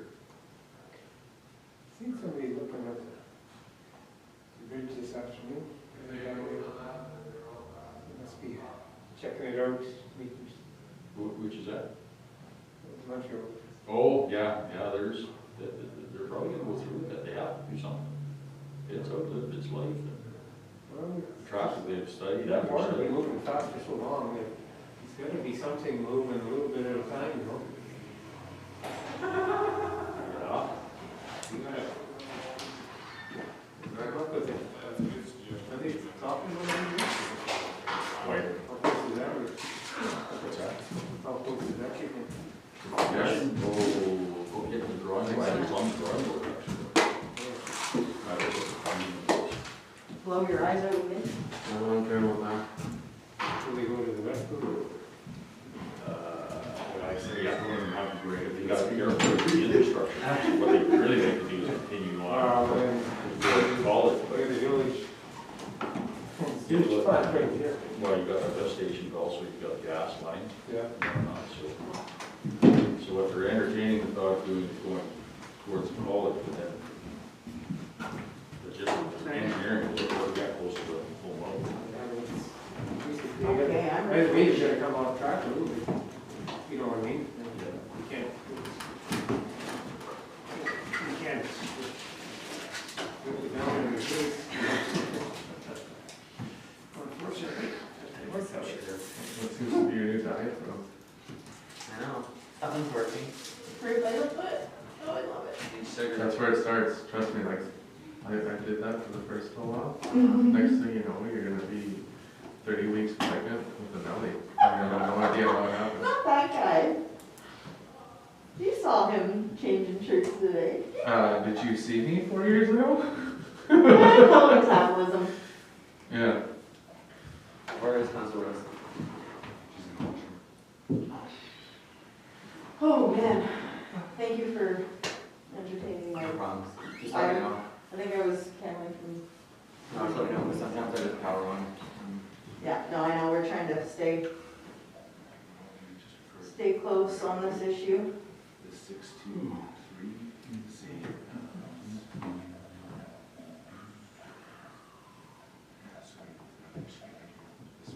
How was the lake today? So, Joey down the road this fine, it will be beyond 7 days, this one. we had a break.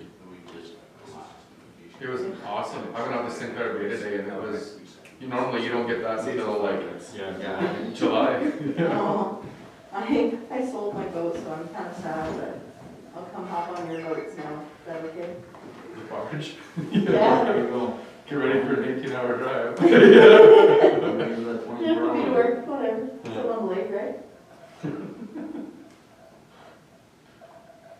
Bring enough for the cooler and the hangover. I just want to remind you guys we're still alive. Yeah. You didn't realize that he was the captain. Right, Captain Heavy? we just gotta be able to eat that tugboat food. Whoever. Did you use the line? I am the captain now. How deep is that thing then? Normally? It drops about 6 feet. Oh. How do you don't go around number 3 then? All we need is river. Yeah. All we need. Okay, we'll call the meeting back to order and continuing with 6.2.2, which is a shoreline enforcement update. Stephen, are you taking this one or is? Well, I can take for the first little bit. This is just a brief council and some discussions happened over the last few weeks since we last chatted about it.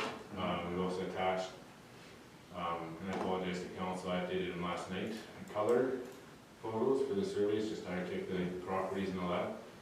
And just looking for direction if council wants us to write up the bylaws and get the process going, we'd have to get a fair market value for said properties for each and go through that process. I just held off getting the fair market values because it'll run us about $3,000 to $4,000 for both properties to get an outside appraisal company to come in and do. We're trying to find a cheaper alternative. So, and then Councilor Bashara emailed me back and forth this morning on a property, 1989, that was a zero property that was transferred in, but I have no record. I've asked the planning branch to provide record. There was a sale of reserve land back in 1989.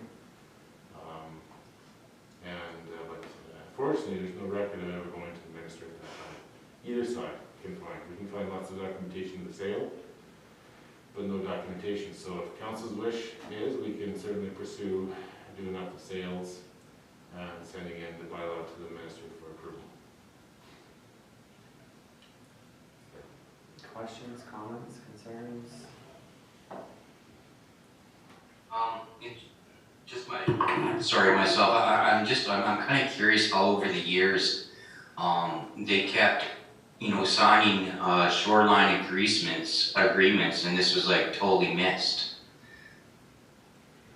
If I can, Mr. Mayor, it's not the first time in a municipality I've encountered this, and again, and the same thing I said to Ms. Spooner was, I can't speak to what happened in the past, and we expect to speak to what's happened today. I'm not going to throw anybody in the past under the bus. Just an oversight, and we've become aware of it, so. With that sale, were we collecting then the land tax appropriate for those properties, or was it just sold to them and then when we're not collecting the proper land tax according to the property that they do have.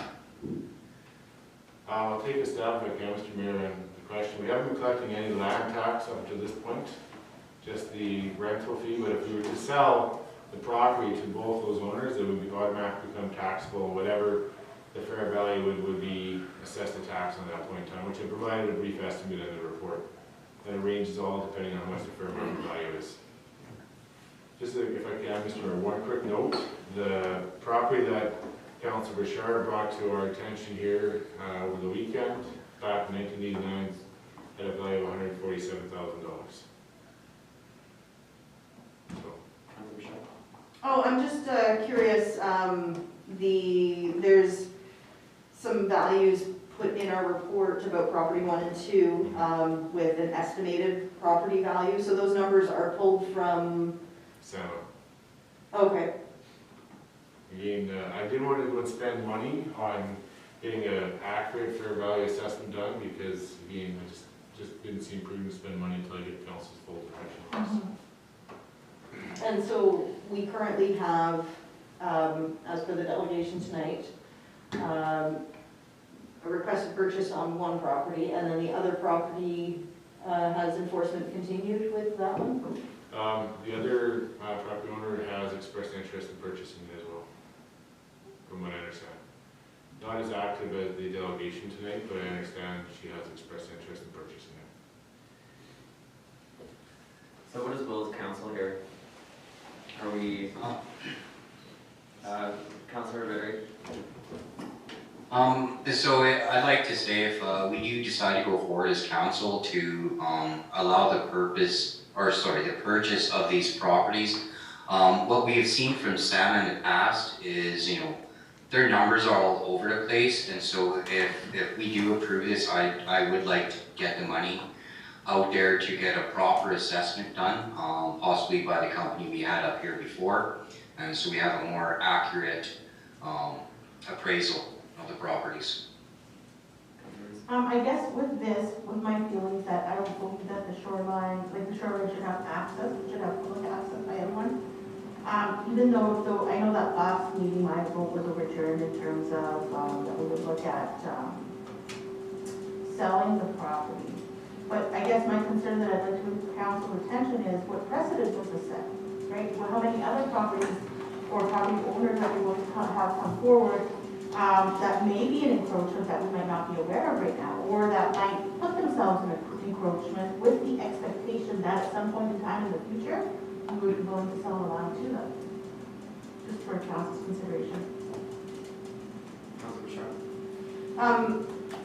Councilor Ruiz, I understand that viewpoint, and yes, I know from the perspective of Community Planning Branch, that's a concern that they have as well, is what precedent do we set as a municipality? Well, they respect our municipal autonomy and our ability to do that, so it is a consideration. I'd almost like to get into the bigger question that is behind what's happening here. What are our plans for the shoreline? Can we make good decisions without having an idea of what we want to do here or what we're planning to do? Number one, I also do want to say that I personally know that the property number 1 is easy access across that property line. Just because there's a small fence on part of it, it doesn't hinder public access onto that land. A 70-year-old woman has walked across that property line lots. So, and I have personally as well. So it's not inaccessible to the public. Okay, well, that's place to clarify Yeah. now. So we're going to go to Councilor Federici really quick because he was next. I do agree with Viviana as well that this could open up other ones as well, but I think we can deal with them on an individual basis.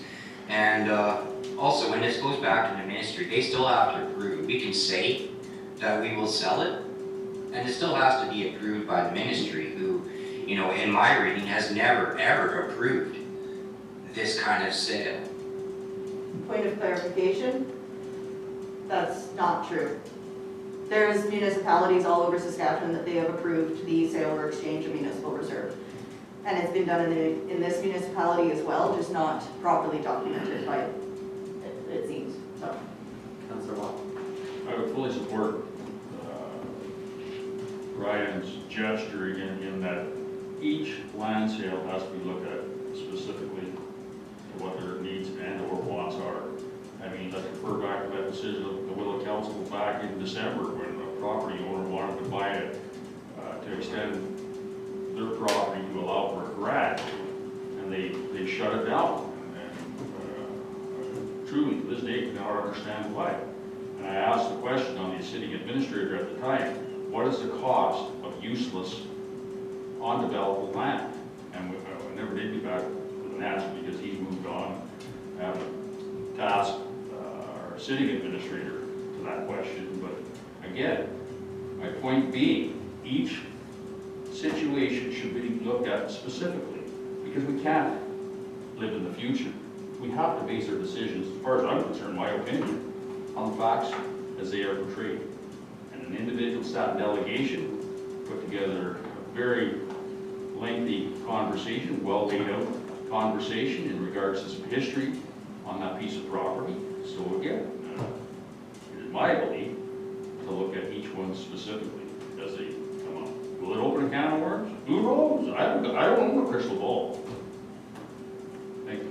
So just for council's information, sorry, Councilor Yancey, another municipality, as we speak tonight, has done something similar where they actually provided an ability to go on to municipal, since it was in a park space. And tonight I told my colleague, former colleague, 5 other people now asked for the same privileges. And they've anticipated to go more in line, so they're getting, their council's now going to start backtracking the precedent, so. Councillor I guess I would like us to take our chances in getting ministerial approval to sell. Basically, these are long-standing issues. They're not 1, 2 years, they're 20 or more years. And these properties have been renewed, and nothing's ever been brought to the attention of these owners. And now all of a sudden, we come along and all of a sudden we're going to enforce this thing. I think these have already isolated themselves from the rest of the property because they have long-standing history. And I think if like Ryan said, maybe let's get in the, I was going to bring that point up to the Suncor or whatever that company that did our estimate for the rest of the community, get them to come in and do a land value on those properties, to take those values to the owners, and if they accept those prices, then we'll take it to the ministry to get them approved. That's my view. I have a question of clarity for myself and my interest, I guess. These current leases that are, I guess, being done by the town and in its presence. Any properties that, like any physical structures that have been updated or put onto properties that are on these leased lands, is that allowable under the current leases? Do we know?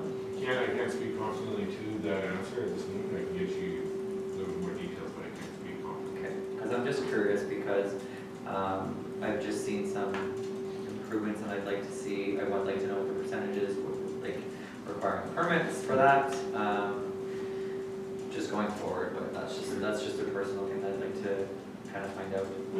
Question. I think I know what you're speaking around. I don't know the application of this for municipal reserve land, but the structure on municipal reserve that I think you're referring to has sat in that same place since before the home was built on the main property, because the people that built the house lived in that shed while they built the house. But the improvements on a structure, is there a percentage that needs to be I know that on private land, the Planning and Development Act states that a building or use that has existed before the adoption of a bylaw that changes the regulations is considered a legal non-conforming use, as long as it's not destroyed more than 75%. So if that building continued without ever being taken down more than 75%, if they were, say they rebuilt the thing, but they did it joist by joist, floorboard by floorboard, I don't know that it wouldn't be still a legal non-conforming use because the structure was never more than 75% removed. But this is also something that I think an opinion from community planning branch could be requested. Okay. And then I don't know about permitting, but I believe our policy, if I'm correct. I mean, these are questions that I can get answered later and should have asked, so I don't want to waste anyone's time moving forward, but just something that I'd like to get further clarification from administration, please. So what is the will, I mean, I still don't have a clear, sorry, Councillor Guthrie? Yeah, I wanted to say one more thing. I do appreciate what Councillor Herdisky said. I don't want to be looked at either, and I don't think this council should be looked at as the people all of a sudden coming in and enforcing the bad behavior that's happened throughout the years. Obviously, people have been signing shoreline agreements. It hasn't been sent to the ministry for approval, and people have been using these land tax-free for years, let's say. So we're missing out on thousands of dollars there. And so we're here to follow the rules and the bylaws and procedures and the laws that are set in place, and that's why we go after this. So just a quick note of clarification there. The tax issue is, I don't believe, quite in order on this matter because we're discussing a lease. This isn't like a non-conforming lease where somebody just go out and put a dock at the end of town land and said they're going to use it. They have outright paid their fees to be able to have access to that land. The issue where I have from a council deliberation is, do we agree with the sale of every lease? Not just the ones that have been non-conforming along our shoreline. And on that, I would probably venture to say that I don't agree with selling every single lease to the shoreline, to the people that would prefer to own right to the shoreline. There's a certain level of security that we withhold when we have a lease and make sure that people are conforming and doing due diligence to the area close to the water, what can be put onto the areas close to the water. It gives us a level of control not just today but in the future for what we would like to develop our shoreline to, if we have a plan to develop that shoreline. And for me, that is why I would urge councillors to put into their considerations the future developments that not just this council, but any other council that sits forward on the shoreline application here. And although this is a very minute case where we see 3 property owners that are currently under enforcement policies, the tipping of the thing that has tipped the cup for me to say that I would not support currently the sale of land on any leased shoreline lease property is because what we do for one, we do for all. And I'm not okay with selling every chunk of shoreline lease to every person that currently has one or who might be interested in obtaining a shoreline lease in the future. In light of that comment, and in light of not having a plan so that we can offer some of these folks that have been using their shoreline leases consistently for the last 40 plus years, what can we as a council offer as comfort? Because, I heard the phrase unease at this sudden enforcement and, the actions being taken. So what can we offer? Because the adjacent private landowner has purchased that property with, you know, the enjoyment of that lease, and nothing's ever changed. So, as an example, same with property owner number 2, they have a dock down there that they use consistently. So what comfort can we offer moving forward that allows for a bit of ease, a bit of consistency in historical use of the land, as well as while we maintain the public ownership of it and the public control of it? Sorry, I'm gonna go to Councillor Vetter, he's got his hand up again. For me to make a decision as well, I'd also, Councillor Watt brought forward before that there is a lot of land that is, or some land I should say, that has been bought up to the shoreline, and I would still like to see that map. Because if we are going to build anything on the shoreline, that would mean that we have to buy property back from people as well, possibly. So if I could get that map sent to me sometime, that would be appreciated. So I guess the comments around the easing of the intention of the land that the council might have, I would point to our strategic priorities that are downtown revitalization. Most of our downtown core is where most of our shoreline lease developments are. And for me, when we're looking at developing a downtown master plan and revitalizing our downtown, part of that is taking our municipal reserves and the lands that we currently own downtown and invest in those, as well as encourage those that are living in the downtown core to invest in those. Whether and how we get to those plans is something that, you know, administration has been tasked with to bring back to us. But we're absolutely in partnership of keeping, in my mind, the spirit of which our strategic priorities were put out is that we want to keep our downtown beautiful. So it's not that if we move the fence line on any one of those properties back to their legal conforming use, that we would just forget about the maintenance of those lands. Part of that enforcement and part of the municipal reserves becoming, you know, recaptured by the municipal team would be that we also maintain the municipal reserve to a standard that public can enjoy access in those areas as well. I'm gonna come to Stephen. Just to make council aware, I believe there's 2 to 3 current leaseholders that have reached out to express a desire to purchase their shoreline as well.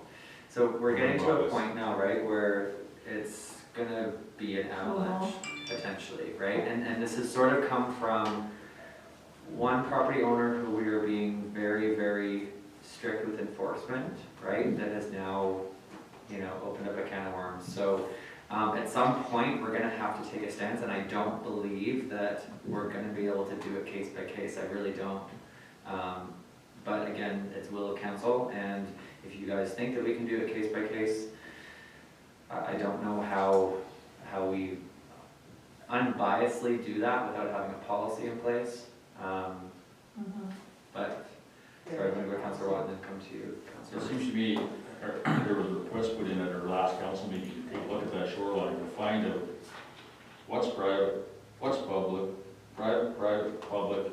And I think it would probably put a lot of minds at ease to the point that, okay, I can't get to that 10 feet of property because this is private over there. So let's have a look at, again, that shoreline map and see what it looks like.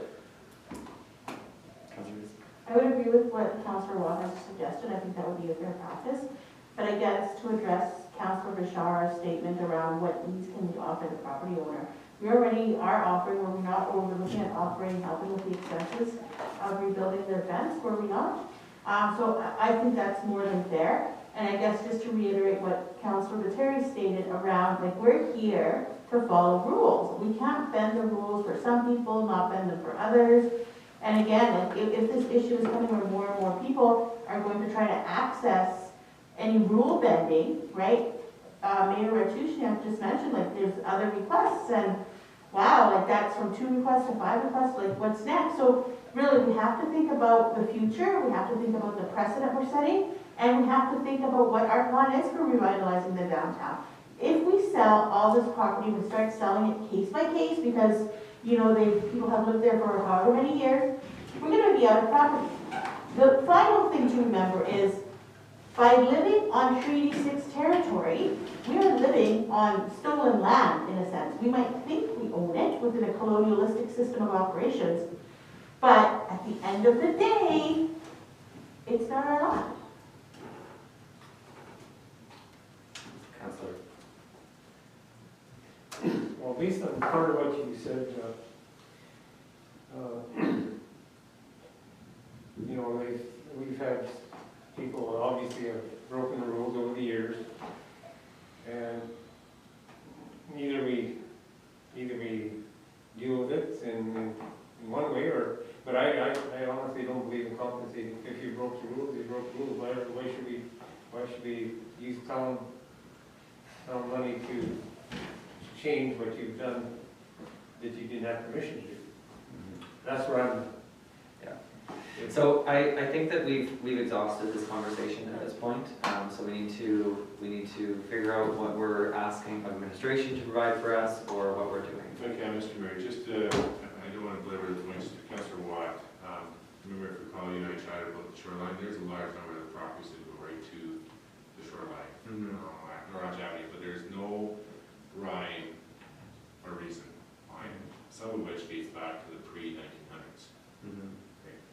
So I just want to make sure we have looked at it. There is a lot that goes to the shoreline, but this is just getting back to following the rules. Councillor Bouchard. Rules. Speaking of that, there was a well-vetted,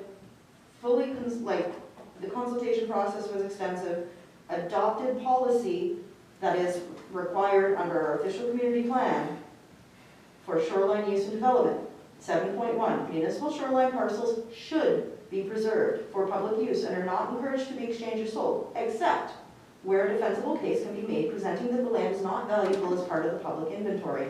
If land is to be exchanged or sold, the town will strive to maintain or increase the land inventory. This is something in our policies that is encouraging the town to look at the value of the land to the public inventory. Because what is the value of a flood-prone parcel of land in front of a residential part of a commercial property that we're all of a sudden going to allow, I don't know, what are we going to do, build a boardwalk on it? Yeah, private property on the opposite side of it. And that's the thing, I don't think the Anglican Church is going to entertain us making an offer to purchase on that shoreline lot. And I'm of two minds with this, because that parcel, specifically talking about the property number 1 parcel, it's all except a tiny sliver below the flood line. The landowner could never develop it. We would never be able to develop it. What use is it to us? Because it's low and rocky. And the preservation of that, sure, I think from the perspective of maintaining ownership of that land and continuing just to lease it, offers us protection to be able to maintain the environmental integrity of it. But the value of that land could be invested elsewhere in the community, and we could put that into, number 1, we could put that into, if we actually converted the title of or converted the parcel class of Patterson Park, we could put that investment into amenities at Patterson Park. Because Patterson Park, I'll point out, is not reserved. It's not public reserve, municipal reserve. It's just a regular surface parcel, and that land should be dedicated. But that is another discussion, but I want to point that out. The other policy that we have is that public access will be maintained, yes. However, where warranted by the use provided for in the lease, landscaping or other means to manage public access onto that portion of municipal reserve may be part of the agreement. If we have a problem with a fence, I think it's our due diligence to enter into a negotiation or have administration negotiate or discuss with the landowner. If we have to take down these fences and they have concerns about, that area and managing public access, let's talk about what we can potentially do with them to help manage that. Would the landowner like to make some plantings that help manage that access. The original enforcement landowner or leaseholder, they made some severe plantings of some very tall, bushy plants to manage the access. And when that fence comes down, public access is going to be managed. It's going to be limited, but not taken away. Councillor Gregory?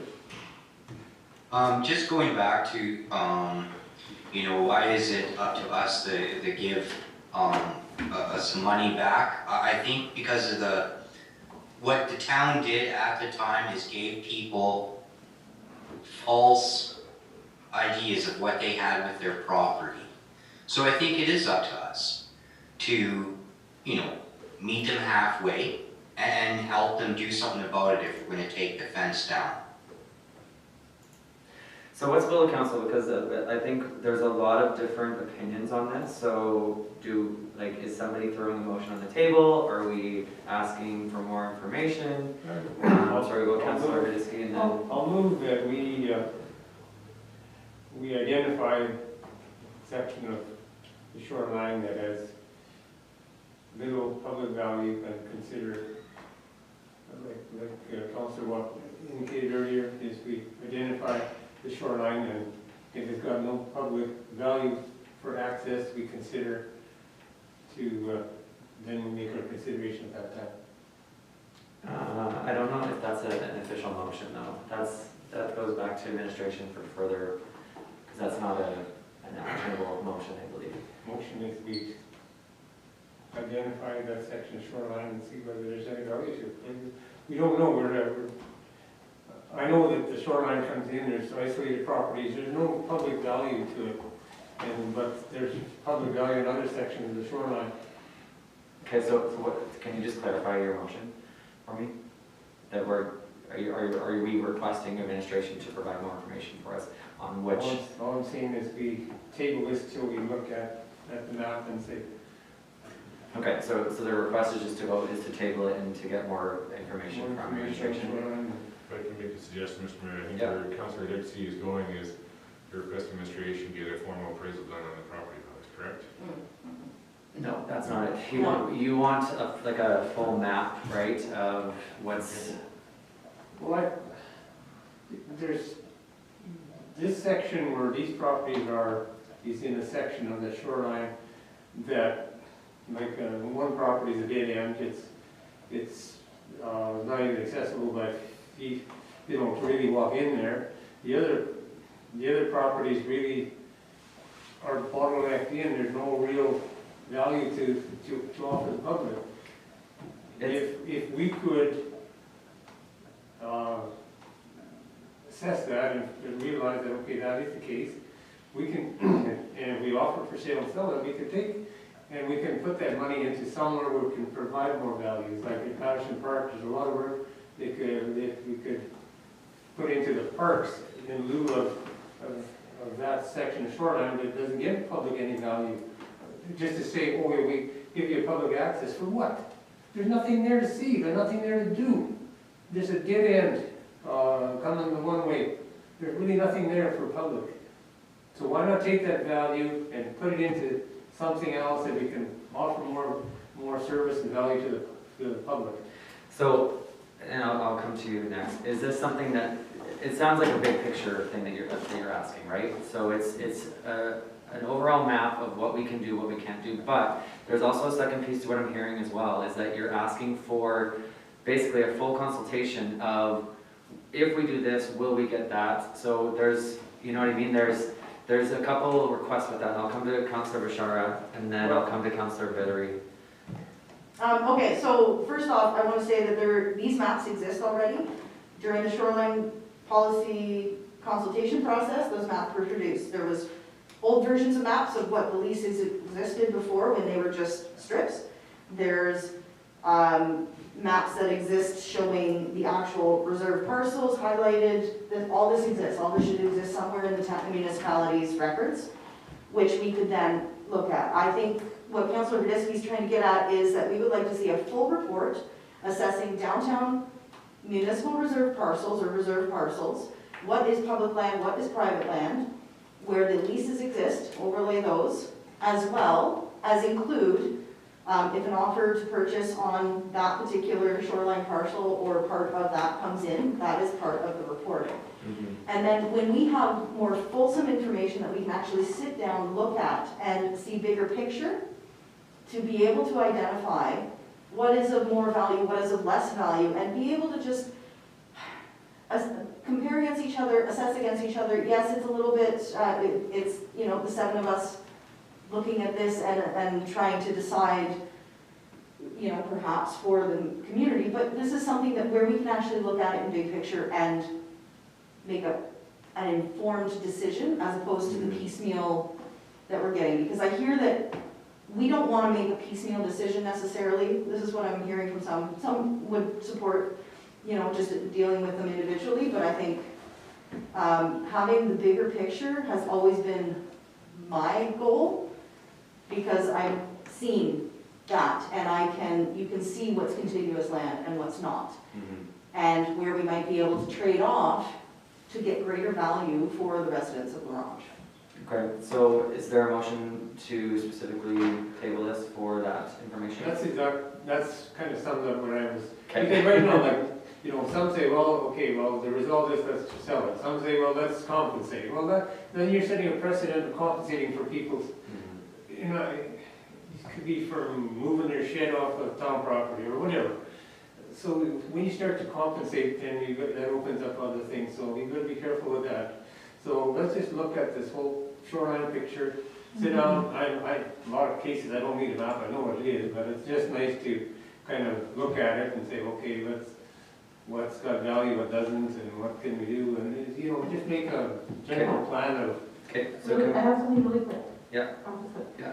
So in light of Councilor Richard's educational statement, which I appreciate, I think that it would be important, but I would really like to see, if we are looking at those maps, to designate certain properties as sellable and only those properties, because I don't want, you know, next year 5 cases to come to the table, the year after another 5, another 5. Like, we need to be very diligent and precise around what is usable, what is not usable, and to really decide as a cohort on which ones are the ones not usable, and just designate those specific properties, not anything, right? Because right now, if we're going to say, oh yeah, you can buy this property, we're setting precedent, so we really need to be careful.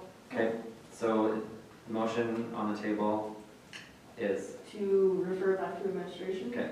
For a more fulsome report on the entire inventory of public lands on the shoreline. Thank you. Do I have a second for that? I'll second that. All in favor say aye. Aye. Aye. All opposed say nay. Okay, motion is carried. Okay, we're moving on to, where are we here? The Mel Hagland Uniplex sprinkler deficiencies. No, sorry, thank you.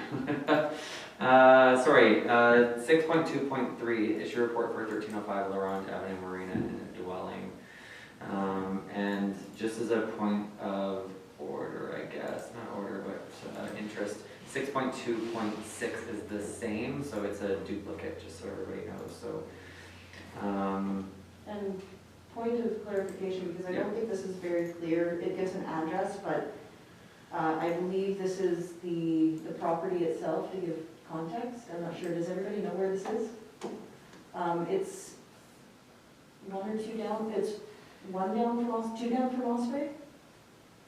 It's other side of Osprey, I believe. Yeah, okay. So well, no, there's a lot property, between. there's a set of buildings beside it. I think it's SIT building, it's where that little small white shack is. Yeah. So there's a house and then a little house closer to the water, I think it's that one. Actually, I can put some reference to that. That's the old arcade sales lot, represent the old laundromat. Yeah. Of those family taxi too at one point. Yeah.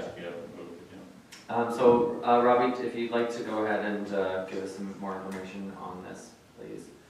Well, my report's as presented, I guess, but if you have any questions, so feel free to ask. Basically, it's just a mixed-use development for a marina and dwelling unit. He wants to build a 40 by 62 building to offer, kind of marina is the best definition that matched up our zoning. He wants to offer like a barge service, but also have on-site storage of boats and stuff inside the building as well as behind it. But then also wants to have a small dwelling unit inside of it. when it comes up. Okay, does anybody have any questions?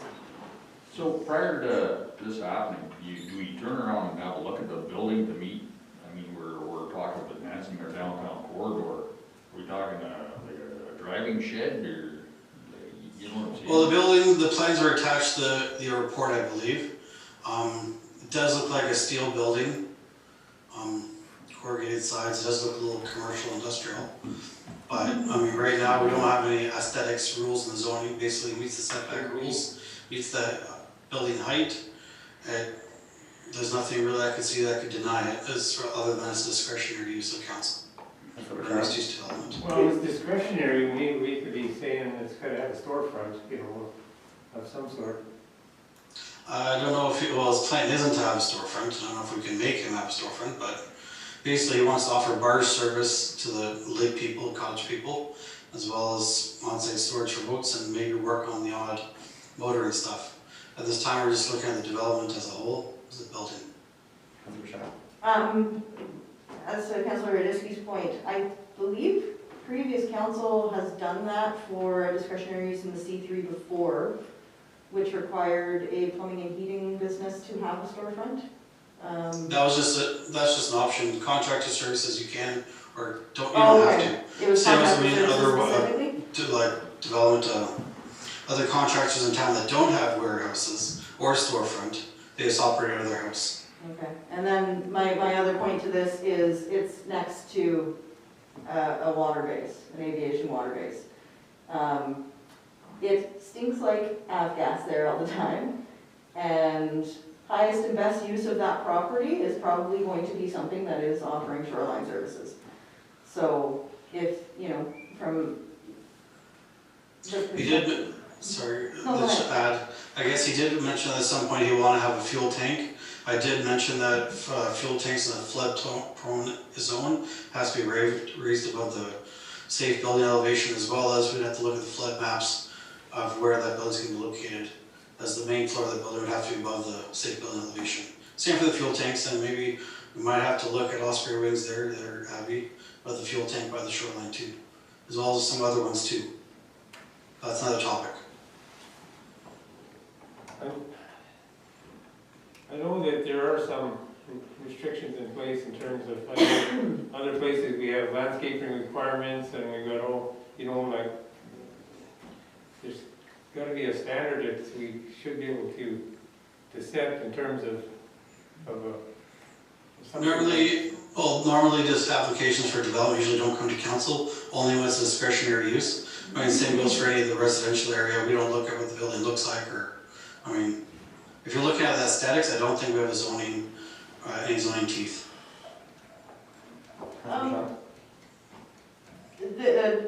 One point of interest for you, this is one of the lots that goes straight to the water. So they do own straight to the waterfront. I believe with discretionary uses, if we do consider approval of, when they go through the process, we can impose conditions. So if we are looking for a certain aesthetic when it comes to landscaping or preservation of the shoreline or a certain storefront facade, I believe that we could, and I will leave that up to our planning and building department to make a recommendation as to how far we can take it, but in our consideration, if it did go through discretionary use process, we could then see about what conditions we could put on it. That would be a zoning, sorry, like just add, that would be a zoning bylaw amendment. I mean, that could take months. No, I'm thinking just be able, council's allowed to impose standards, right? And yeah, I guess, I don't know what council allowed to rule in this case, so we don't have any teeth in the zoning. But I don't know. Those standards have to be defined in the bylaw. Mm-hmm. If I'm not mistaken, that's coming back to design standards and all that, and if we have those set standards, we can enforce upon it. Also, the other tool that we have that we can, down the road as well, and just for information, is start developing downtown master plan, stuff like that, so, we do cautious applying standards. I mean, Robbie, what's the time sensitivities on this? Do we have to get it done tonight, or can we push it to the end next week in June? All depends, he submitted his application, he was looking for an answer by Monday. He wants to kind of get this building kind of designed. I don't know what timeline was, if we are looking at zoning amendments, that's at least probably 2 months. There is such a thing as contract zoning, which would actually offer the town protection.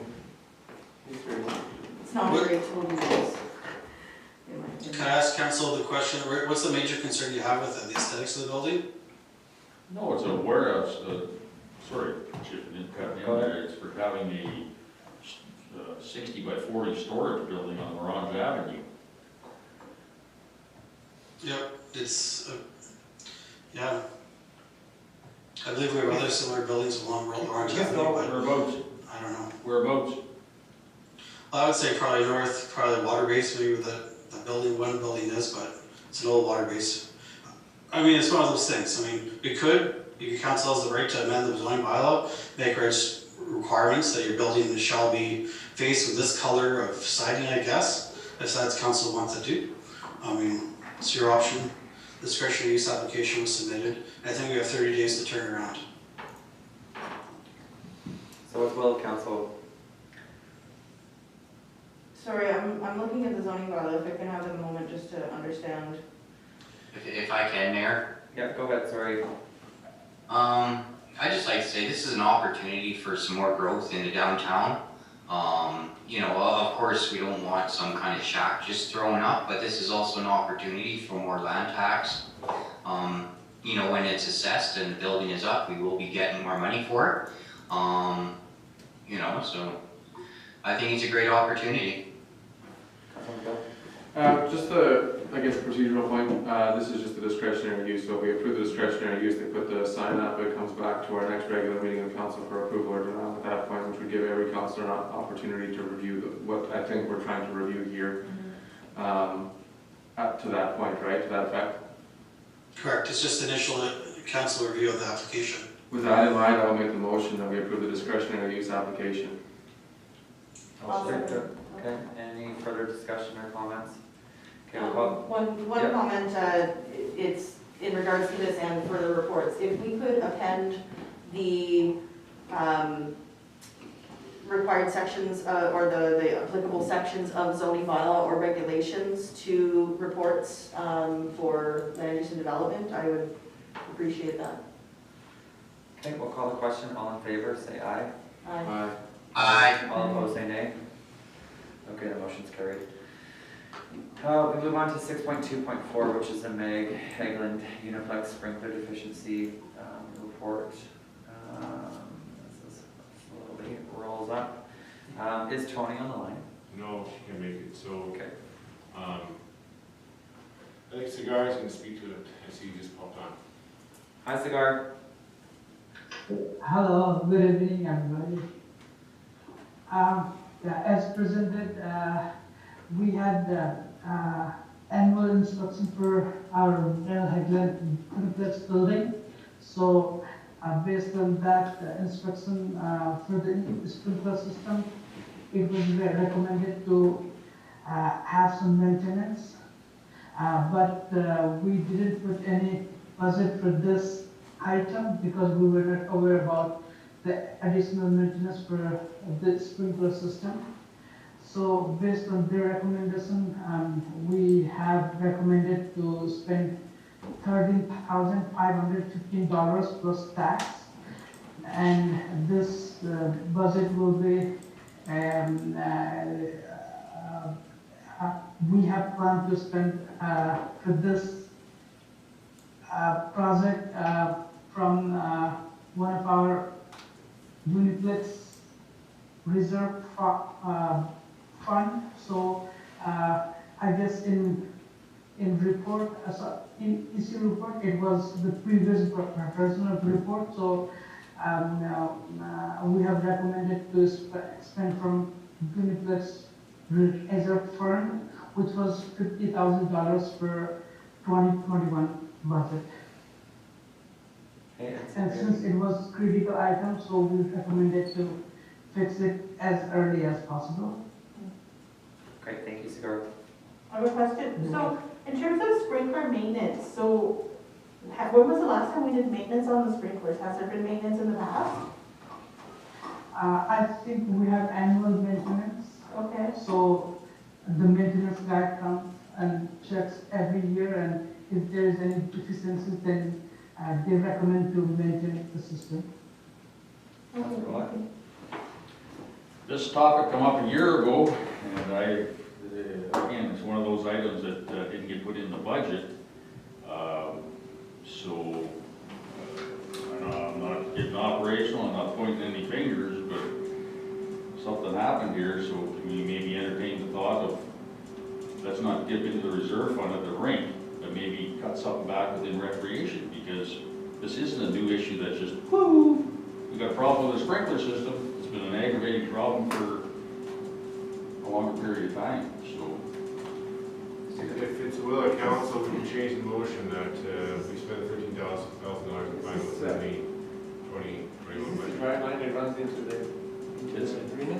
Yeah, that's a complicated issue too. Is there enough water supply going into that facility? Cigar, is that something that you know? Is there enough water supply going into the building? I have no idea about the available water pressure and flow to the building. I took a tour of the facility here not too long ago, and it didn't come up in the discussion, but we can certainly dig into it and make sure we're informed. So, administration's recommendation is to approve the sprinkler system repairs at the Mount Eglinton amount as they've specified here, and by the sounds of it coming from our reserve fund. Does anybody want to change that and look at, because it sounds like there's looking at pulling maybe from other things that they budgeted within the recreation department. Is that will of council? So just a quick question, and it has escaped me a bit here, Council Watt.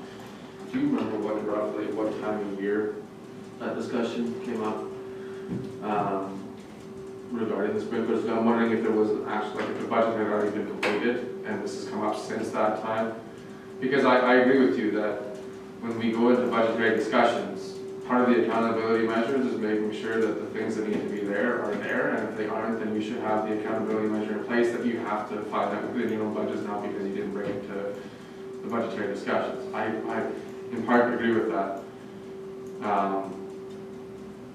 Secondly, I would want to make sure that from a safety standpoint, regardless of accountability measures on this, that we have our users taken care of, and if the easiest way to do that right now is to go into the reserve fund, I really don't want to, but once again, when we're dealing with the safety of the public and the liability of potentially not getting done this year, it has to be done. Those are very valid points. Because if we don't have a sufficient sprinkler system, can we even use that building? We're in a bit of a loss, we gotta fix it. Yeah. We have no choice. Yeah, any public interview, don't have none. Yeah, we have no choice. So I agree with Councillor Jordan. Okay, so do I want to throw a motion on the table? I'm sorry, the question that I had, Councilor Watt, was do you roughly remember what time? I apologize for that. No, actually, I can't. They were going to do some renovations, and it was at that point that when that renovation discussion came up, that there was an issue with the sprinkler system. And I just recognized as Tyco contractor bid, so you know what, I could pull it up in my notes for Stevie's and I mean, all the history is theirs.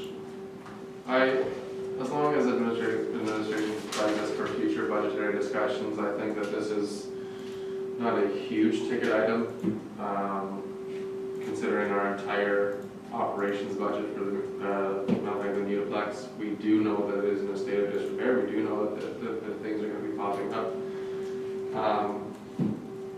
And as long as we can see this going forward as something that we can flag for budgetary discussions, then I am comfortable to make a motion that we approve the sprinkler system deficiency repairs at the Mount Eglinton Uniplex in an amount of $13,515.53 plus taxes. And a seconder?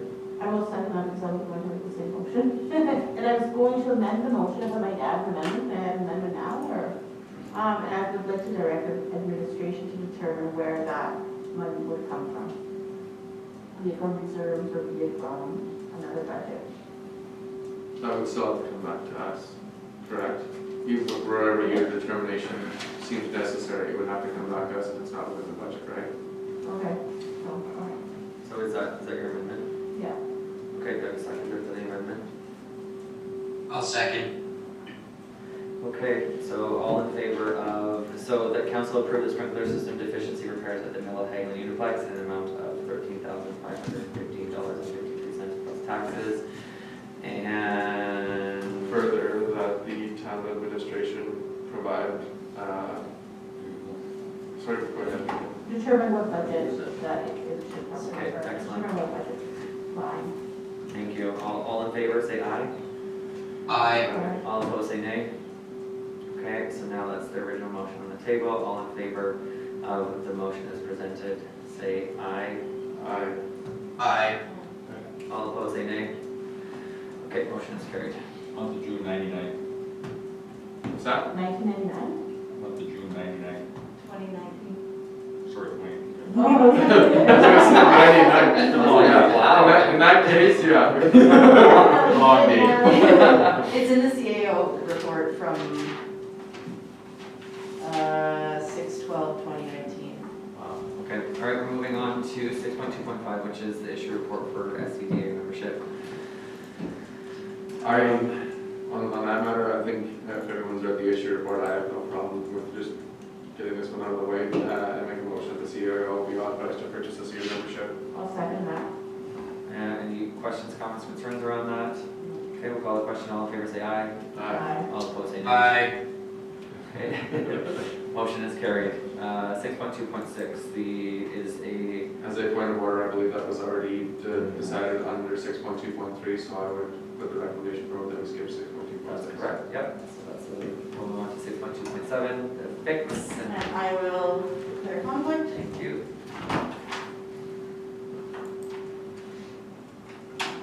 Robbie, is there anything else you want to add to the report that you've provided? Me, no, everything is as presented. Didn't hear any feedback from the residents after sending out the letters within 75 meters of the property.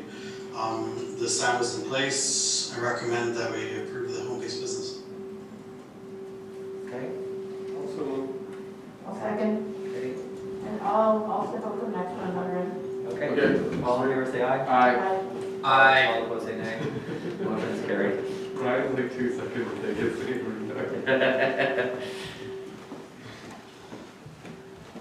I like your shirt, Ryan. Happy? Yeah. So does you. He just doesn't want to tell you. I like you shirt. All right, we're moving on to 6.2.8, which is the salary salary continuance policy for staff.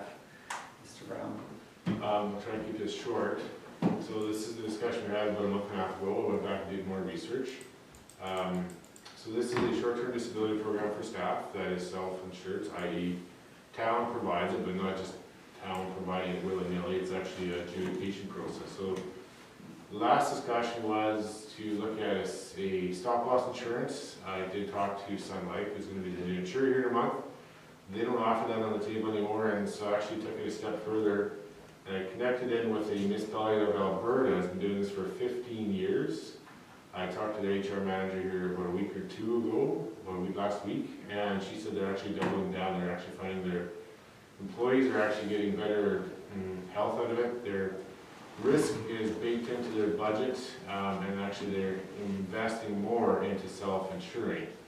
And when I talked to Lady May again, they said a lot of their municipalities will go the self-insured route because it is there, and actually, again, the same comments, they're finding it a little bit better for employee health.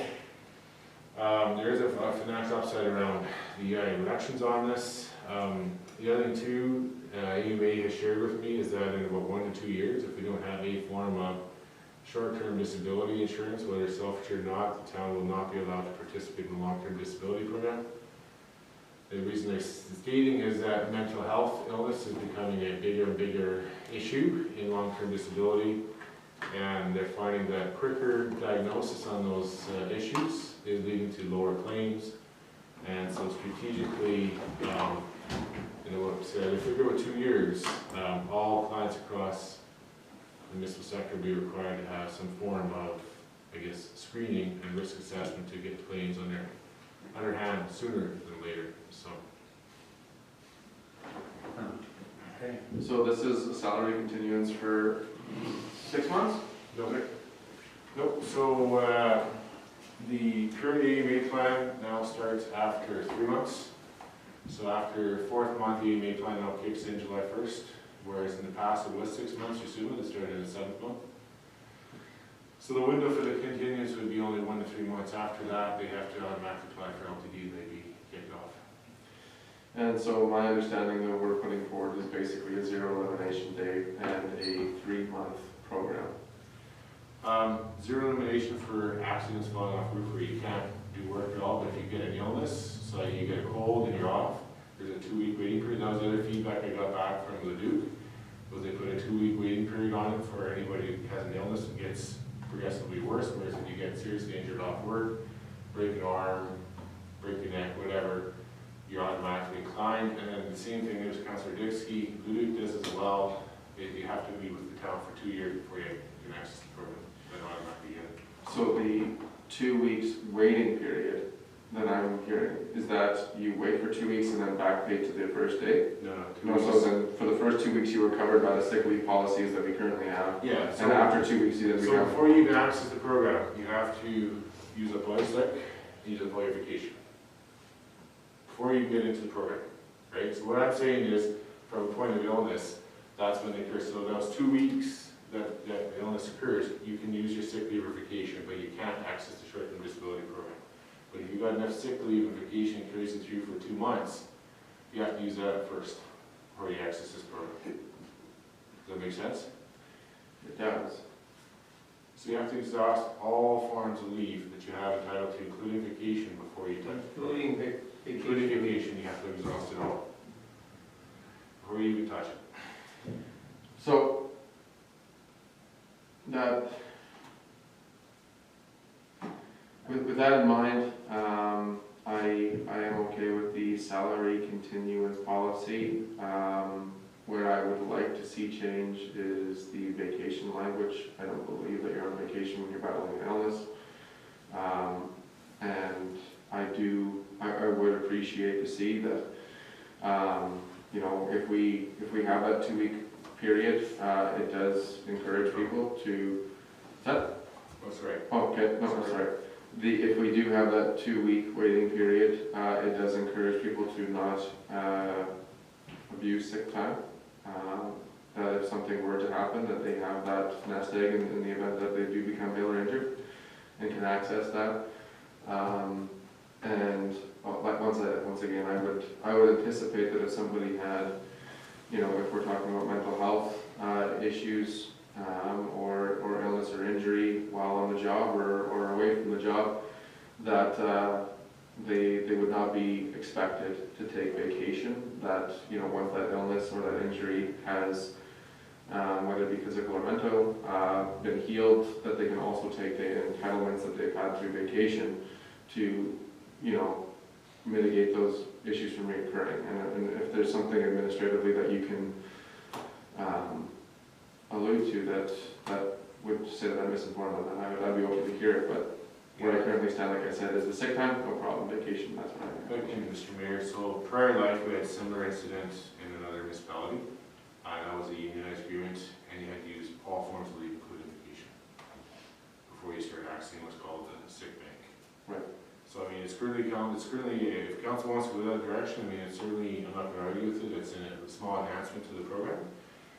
But this is also, to me, it's a peace of mind. That's why I'm suggesting council consider it, because I don't want anybody with cancer or mental illness for a month at a time waiting to make sure they're going to get paid and make sure that they're billed. So I've had employees that have got diagnosed with cancer. The last thing they need to worry about is cash. This is where I'm making that,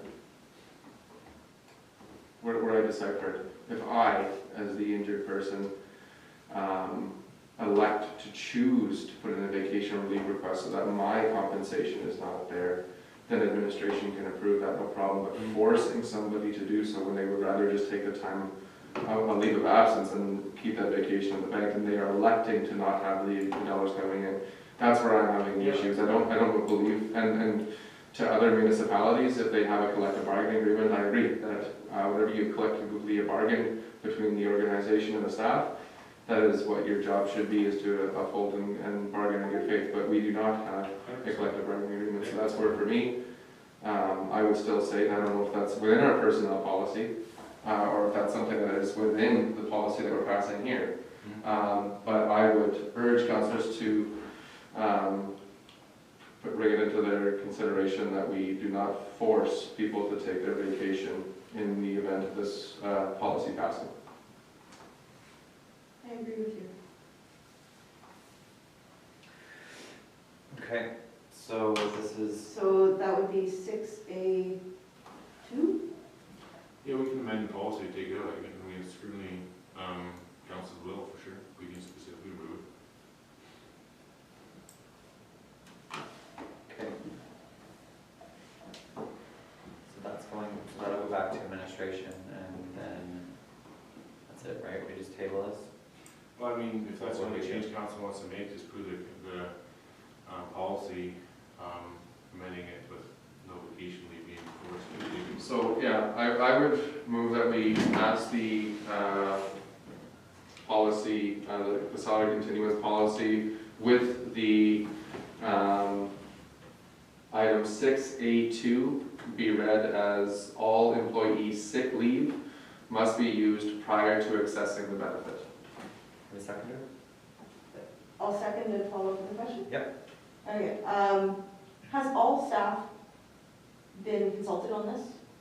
We've had discussions with them, but With all staff? not all staff. Okay, Haven't had the ability to have a town hall because of COVID right now. yeah.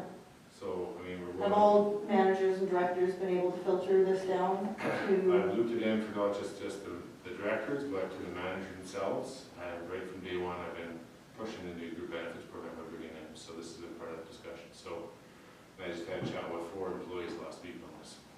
Okay, and I'm just concerned that I want to make sure, you know, if we're adopting policies, that staff have had a chance to give you feedback. That I have not been shy about promoting this concept. Okay. Sorry. I just think that we're bridging that gap between all exhausted sick leave, annual leave to be able to see, and we're filling that gap with the program. I have no problem leaving it the way it is, to be honest with you. Because that's the whole point of here, we're bridging that gap between that and long-term disability. So it's a benefit to them. So that gap could be 2 months, in some cases, depending on what they've got for leave. And that's where the proposed amendment that I have in there is just to remove the necessity to use your vacation. I don't agree that you have to force somebody to use their vacation if they are ill or injured. And that's why I put that amendment forward to the policy that we're voting on here tonight. And that's the only reason that I put that forward.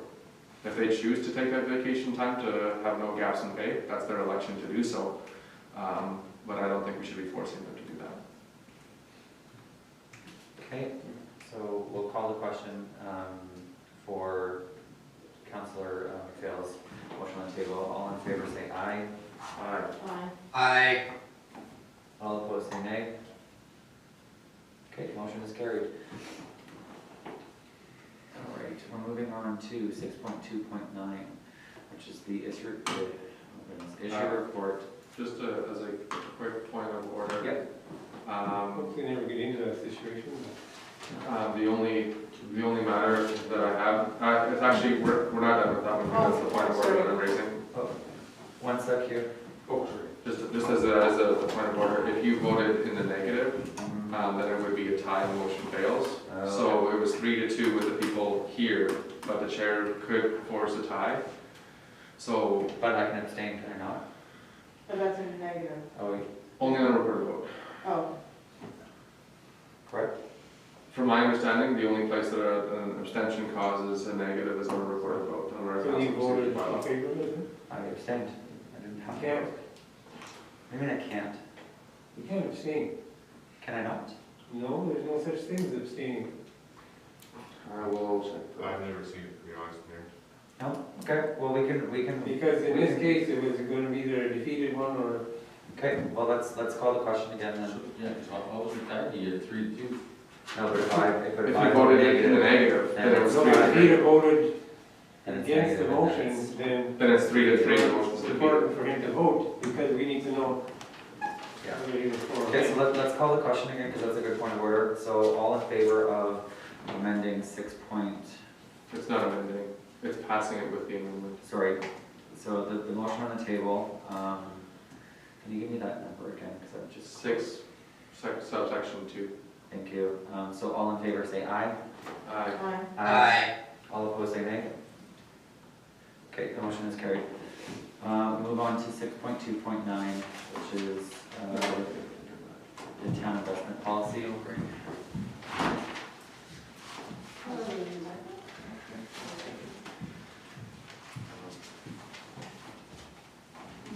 We should take some coffee breaks during this.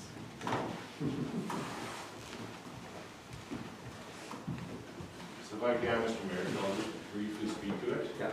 We do have Brandon Lucan on from RBC, he's been on for, there he is right there. Oh, wow. I'm so sorry that you've been waiting this long. Wow. Apologies for that. Okay. That's okay, no problem. So I just thought it'd be prudent to have Brandon pop on in case there's any really detailed questions, but this is a fairly standard policy, and I'll just say that it defines the ranges and the targets of where the town is going to invest the money in here, so it really is specific, and council will get an update every 3 months on the performance. And again, the next step after this, if council's comfortable with the policy, it goes to Saskatchewan Municipal Board next to get their approval, because we can't just go and start investing after tonight. But we'll brief council after that approval has happened. Okay, so does anybody have any questions about the report that is before us? I think we've got some pages and stuff.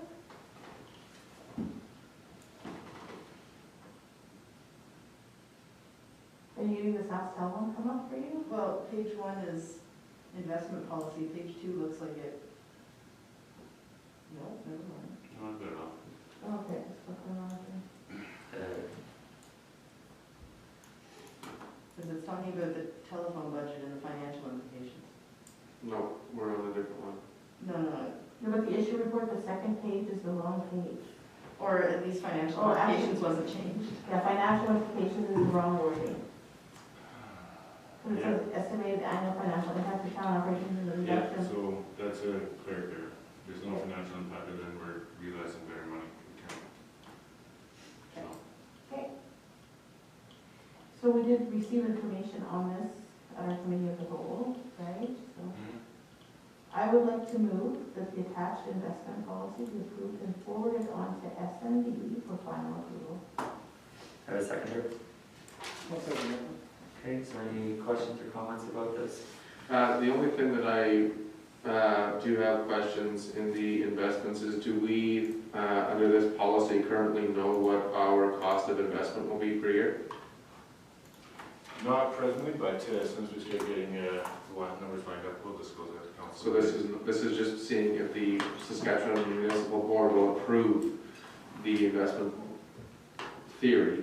And once we pull the pin on what it fund and what type of investments that we'll have, that's when we'll start getting into the nuts and bolts of the cost of investment. Yeah, for sure, Councillor. Last report we gave that range that we provided, don't anticipate exceeding it. Okay. Then, yeah, I'm ready, or I'm also in favor of calling a question when necessary. Anybody else have any questions? Okay, we'll call the question. All in favor say aye. Aye. All opposed say nay. All right, motion is carried. Thank you for waiting on the line. I'm so sorry. I wasn't aware that you were there, so thank you. We appreciate it. No problem at all. You guys take care. Good night.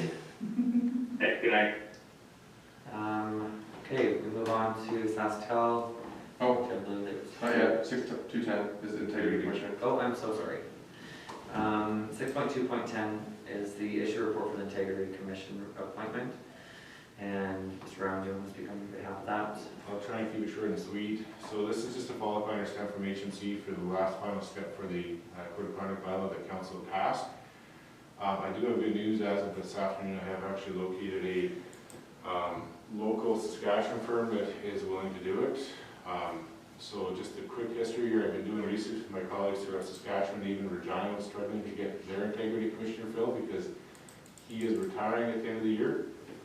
And as of this afternoon, they managed to source a lady from the same law firm out of Regina is willing to do it. Otherwise, these are the only two responses we had to the expression of interest we put on SAS tenders. So this is a council decision to move forward, and when I talked to the city solicitor in Regina, this is a council interview process. Go through, talk to the integrity commissioner. This is for something where a councillor has a concern over councillor's behavior and all that. They do a formal investigation, impartial investigation into a councillor's behavior. When I talk to city solicitor in Regina, they haven't used this service very much at all, but it's just there to provide that integrity piece.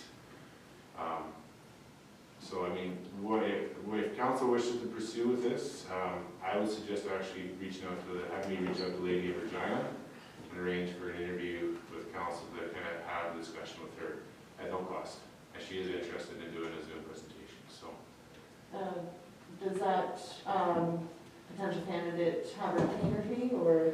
I have no idea. I literally just found out this afternoon because, believe it or not, Regina actually was seeking to us for actually help because they were struggling. So up until this afternoon, I was under the impression they were pursuing our options. So who makes a decision on what case gets brought to the integrity? it would be up to the council, and then again, I believe it's not the process outlined in the code of conduct in terms of how that gets referred. And then the authority is given through the code of conduct bylaw for the integrity commissioner to investigate. Let's say, I'll give you an example, and I know this has happened in another municipality, a councillor publicly starts lambasting and calling out another councillor names and stuff like that. They could refer by a motion to, or a complaint letter to have the integrity commissioner investigate, blah, blah, blah. But I believe the authority solely lies in the code of conduct. I'm not familiar with any of this happening in Saskatchewan. I mean, when I talked to Regina, they haven't used it very much. I am familiar with Ontario has used this extensively for specifically road mayors who do stupid stuff, but not heard too much in Saskatchewan. And again, we can get her in here and do a presentation and talk to council, and she works with the gentleman that currently is the integrity commissioner for Regina, Saskatoon, so I think she'd be a world of knowledge as well for things that I or probably council couldn't think of either. And that would be completely free. Joy and Councilor Dix, you still let me get questions. No, I was just concerned who triggers it. In most cases, that's sometimes you can get a beef between two councillors, and I get a little carried away, and pretty soon you get somebody involved where but I guess sometimes it makes Well, you and I Somebody both crosses get the this line. lady, Sarah Joe, so should we get this lady's number and put her on speed dial? With that being said, our code of conduct does say that the integrity commission has the authority to dismiss frivolous complaints that they deem to be frivolous, right? That's what it's rated to our code of conduct, so. Okay, does anybody want to? Also move as per administration. Okay. Oh, sorry. Just a very quick comment. It's far easier to bring it in now under no cloud of ongoing issues. So everybody's free if they're, right? I've had that discussion just recently with another board. So, We don't have issues. sorry, not public issues. Do we have a second? Do we have a seconder to I'll Councillor Watts? I'll second. Okay, all in favor say aye. Aye. So just for clarification, Mr. Mayor, council wants the lady out of Regina to come in and do the discussion. Correct. Okay. All opposed say nay. All right, it's carried. I declare conflict because it's a matter of my employer. You'll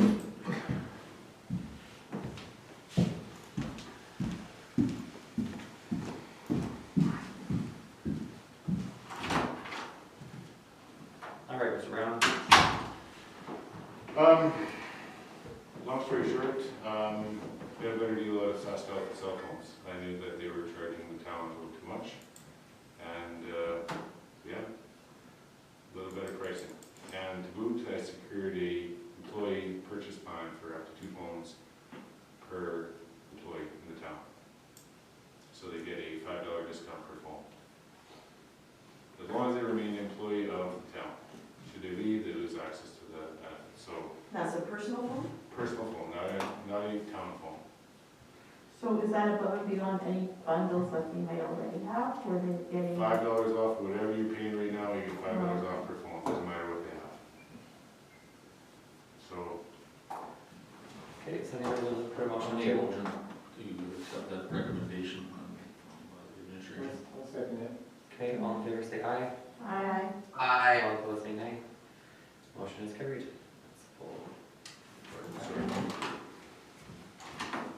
Oh, we're getting through it. Here you go, Mr. Chair, you're pushing We're us. still in 6, we're still in item 6. We're through the big stuff. It's lengthy, yeah. I don't know. Through the big stuff, we can do this. Yeah, we all can do it, right? Super slow.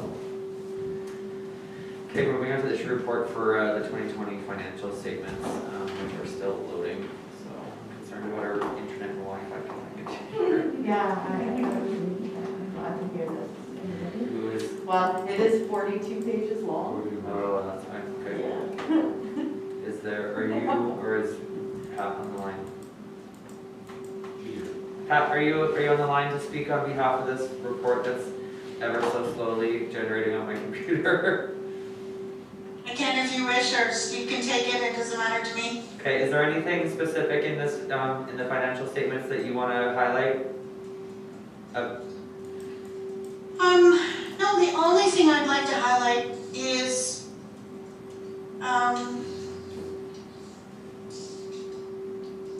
the department costs per resident. I thought that might be something interesting, something I've never done before, and I thought it was kind of interesting to break everything down by population, census population.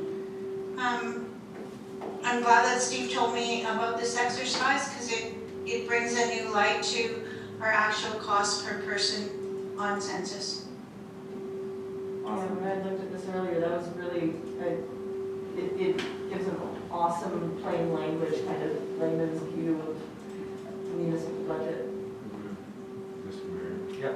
Just one very quick comment, just also to make sure council sees the piece of information report around the tax receivable. That's a high percentage, as a percentage of tax revenue sitting receivable. I mean, the tax enforcement should start bringing that down. Typically around 6 to 9% is what your tax receivable is of your revenues. And the town's sitting at 20, just shy of 27%. Okay. So it's a work in progress. It should start coming down now that the tax enforcement is underway. Okay. All right, any other questions around this report?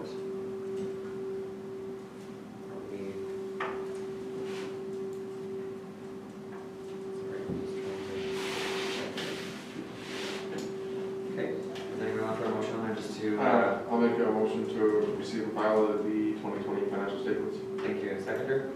I'll second. All in favor say aye. Aye. Sorry, Steve. Aye. Steve, can I give you a look there? Has to, just want to make sure, it has to say that the 2020 financial statements be approved as presented. The audit. Okay, then I will make my motion, sorry. Further correction. Okay, let's get a seconder for that. I'll second that. Call the question. All in favor say aye. Aye. Aye. All opposed say nay. Motion is carried. Thank you for that clarification. Okay, we move on to motions and professional development. The issue report for coming from Pat Peacock. Do you want to speak on this behalf?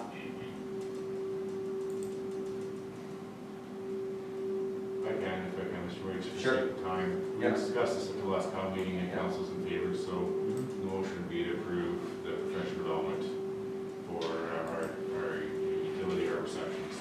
Okay, awesome, thank you. Okay, seconder? I'll second. Okay, all in favor say aye. Aye. Aye. Say, all opposed say nay. Okay, motion is carried. Move on to financial statements and updates, 8.1, the budgetary control report. Does anybody have any questions or comments or concerns about what is presented to us here? Can we do one sweeping motion to receive and file all financial statements and updates? I would love that. Okay. If we can. I will make a motion to receive and file all financial statements and updates. Okay. I'll second it. Thank you. All in favor say aye. Aye. All opposed say nay. Motion's carried. Move on to bylaws, issue report, bylaw 647/21. And it's a big report too, because this is taking forever to load. So many pages. I know. Okay, there we go. Thank you. Mr. Brennan, do you want to speak on this?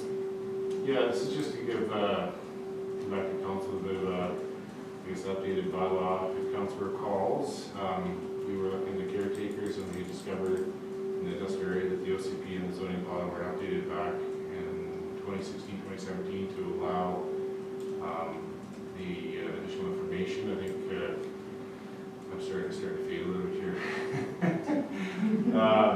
So what this bylaw is doing is actually removing the ability to have caretaker suites in the industrial area. Also providing a definition around the square footage and also addressing Councillor Nixke's concern that if a existing non-conforming property burns down, that he can rebuild, and the amending bylaw will allow the rebuild of said property within 18 months. And just to keep a little bit bigger picture discussion going, we're going to be releasing the RFP for the Highway number 102 economic corridor plan here in the very near future, and anticipating that that plan might give us some direction going forward. So I believe the amending bylaw addresses the one concern about existing buildings burning down and allow it to be rebuilt within 18 months. And this just cleans it up a little bit, and then not saying we can't do it into the future again after we kind of get a thorough study done on the 102 corridor. And they may say, yeah, it fits within it or whatever. And just right now, I'm recommending to council we just focus on the 102 plan, get our ducks in a row what that looks like, and see if this fits into discussion into the long term. So in very plain language, everybody that lives has a home in the industrial area can maintain that home. If it burns down, they can rebuild it. But we are not approving any new caretakers units except those that are a mobile home or modular workforce housing or an APCO trailer that's accessory to non-residential. That is correct. So right now, there's no more houses being built. So there cannot be a dwelling within an industrial use. Yes. Okay. Yeah, the other thing we wanted to make sure we weren't, there was a caretaker suite down here on the commercial shoreline that we want to make sure we weren't bridging on that either. So that's why we took a little more time to make sure we're getting it correct when we talk to Northern Municipal Services before they get it cleaned up. So, yeah, this is just putting it back and just making sure we focus on the 102 plan here that's coming up here very shortly to get it done. It's not like we can pass all 3 readings tonight. I believe it's just to get first reading we have to do an advertisement because it affects our zoning bylaws. So we're not passing all 3 readings tonight, so if somebody does have concerns, they will come up. I will move that bylaw 647/21 be given 1 reading on May 31st and public notice be provided. I will second that. Thank you. All in favor say aye. Aye. All opposed say nay. Okay, motion is carried. Okay, we move on to issue report bylaw 650/21. This is an exemption of taxes for the LaRonge Senior Citizens Incorporated. It's to provide exemption of taxes for lots 11, 12, 13, Block 8, Plan 98, PA 22910 for the land and the buildings. This is an exemption that council has provided since 2008, and it has to be renewed every 5 years, and this is the year. So there's no real change in financial because it's been the past practice for many years. But if you decided that you wanted to charge them, the levy for 2020 would have been $3,705.91. So we can exempt them from the municipal portion, but who covers the educational property tax? Is that still on the building owner to do so, or do we have to? Sorry, point of interest. There's a form we can fill out, Mayor, or Councillor McPhail, that allows them to be exempt. Okay. And as a matter of practice, have we done that previously? Yes, we have. Okay. Also move. I'll second. Absolutely. Yeah. Okay, all in favor say aye. Aye. Aye. All opposed say nay. Okay, motion is carried. Okay. So to do that, we have to pass a bylaw, and so I'm asking you to, since you have approved it, to please do the 3 readings of the bylaw. 650/21, a bylaw to repeal bylaw 560-15, which is the old one, and to provide the exemption of taxation for La Ronge senior citizens be read a first time. I so move. Well, we have to go through the process, right? Yeah, so I so move the first reading. Okay, Okay, do I have a seconder? I'll second that. All in favor say aye. Aye. Aye. All opposed say nay. Okay, we move on to the second reading. Second reading. Okay, do I I have have a a second? second. Okay, all in favor say aye. Aye. Aye. All opposed say nay. Okay, we move on to reading the third. Permission to have all 3 readings in one night is the next motion. That's good. Thank you. Second that. Okay, all in favor say aye. Aye. Aye. All opposed say nay. Okay, motion is carried. So we move on to read a third time and adopt this on, what is it, well, it'd be the 31st of May, 2021 for, Also move the third reading. is there a seconder? Second, here. All in favor say aye. Aye. Aye. Aye. All opposed say nay. Okay, so that bylaw is carried. Thank you, Council. Thank you, Pat. You're welcome. What you got in place? All right, so there's new business and any other discussion items that anyone wants to bring to the table before we move to camera? No? Okay, so. Sorry, one thing I would like to bring up is maybe something in the council procedures bylaw. Just seeing as tonight might have procedurally brought up something to mind. There's a couple things. As we're all wearing orange today, I think that, you know, our neighbors across the river have done something great with a land acknowledgement at the beginning of the meetings, recognizing that we are on Treaty 6 territory as we gather. I think this is something that we can bring up to our council procedures bylaw to have that as part of our official procedures. And secondly, I do believe that as we have those discussions as well as we heard tonight, if there is somebody that doesn't feel like they have enough information at the time of vote, I believe it should be within their right to abstain from a matter if they don't feel like there is entirely enough information at the table. And I think that that should be something that we can have the discussion around as a council in our council procedures bylaw as well. And on our clerk review as well, we also have that we ask people to refrain from recording our conversations, and I believe that with having our local media here to ensure accuracy, we also have those conversations in our council procedures bylaw. So I would like to see that brought back to our committee as a whole. I don't know if we need an official motion to do that, but that is something I would like to see in our committee as a whole for general discussion item. Okay, thank you. I think that a land acknowledgement is important and necessary. I do as well. Yeah. Okay. I did send that reading that we could do to Mayor Collin before the reading and asked if before our meetings to come in the future if we could read that. Thank you very much for that, Councillor Berry. Just, I think it's more a point of interest. Are we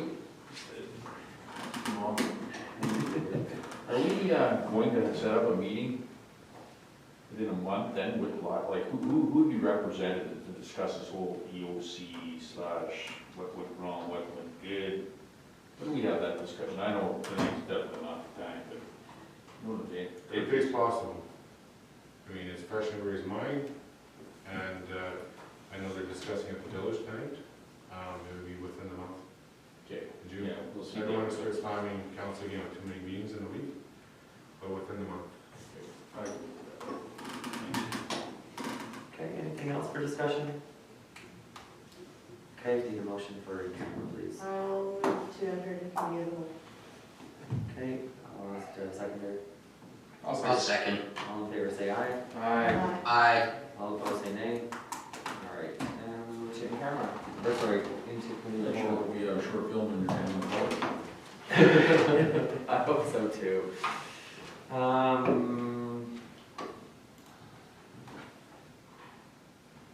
The documents that I see here are,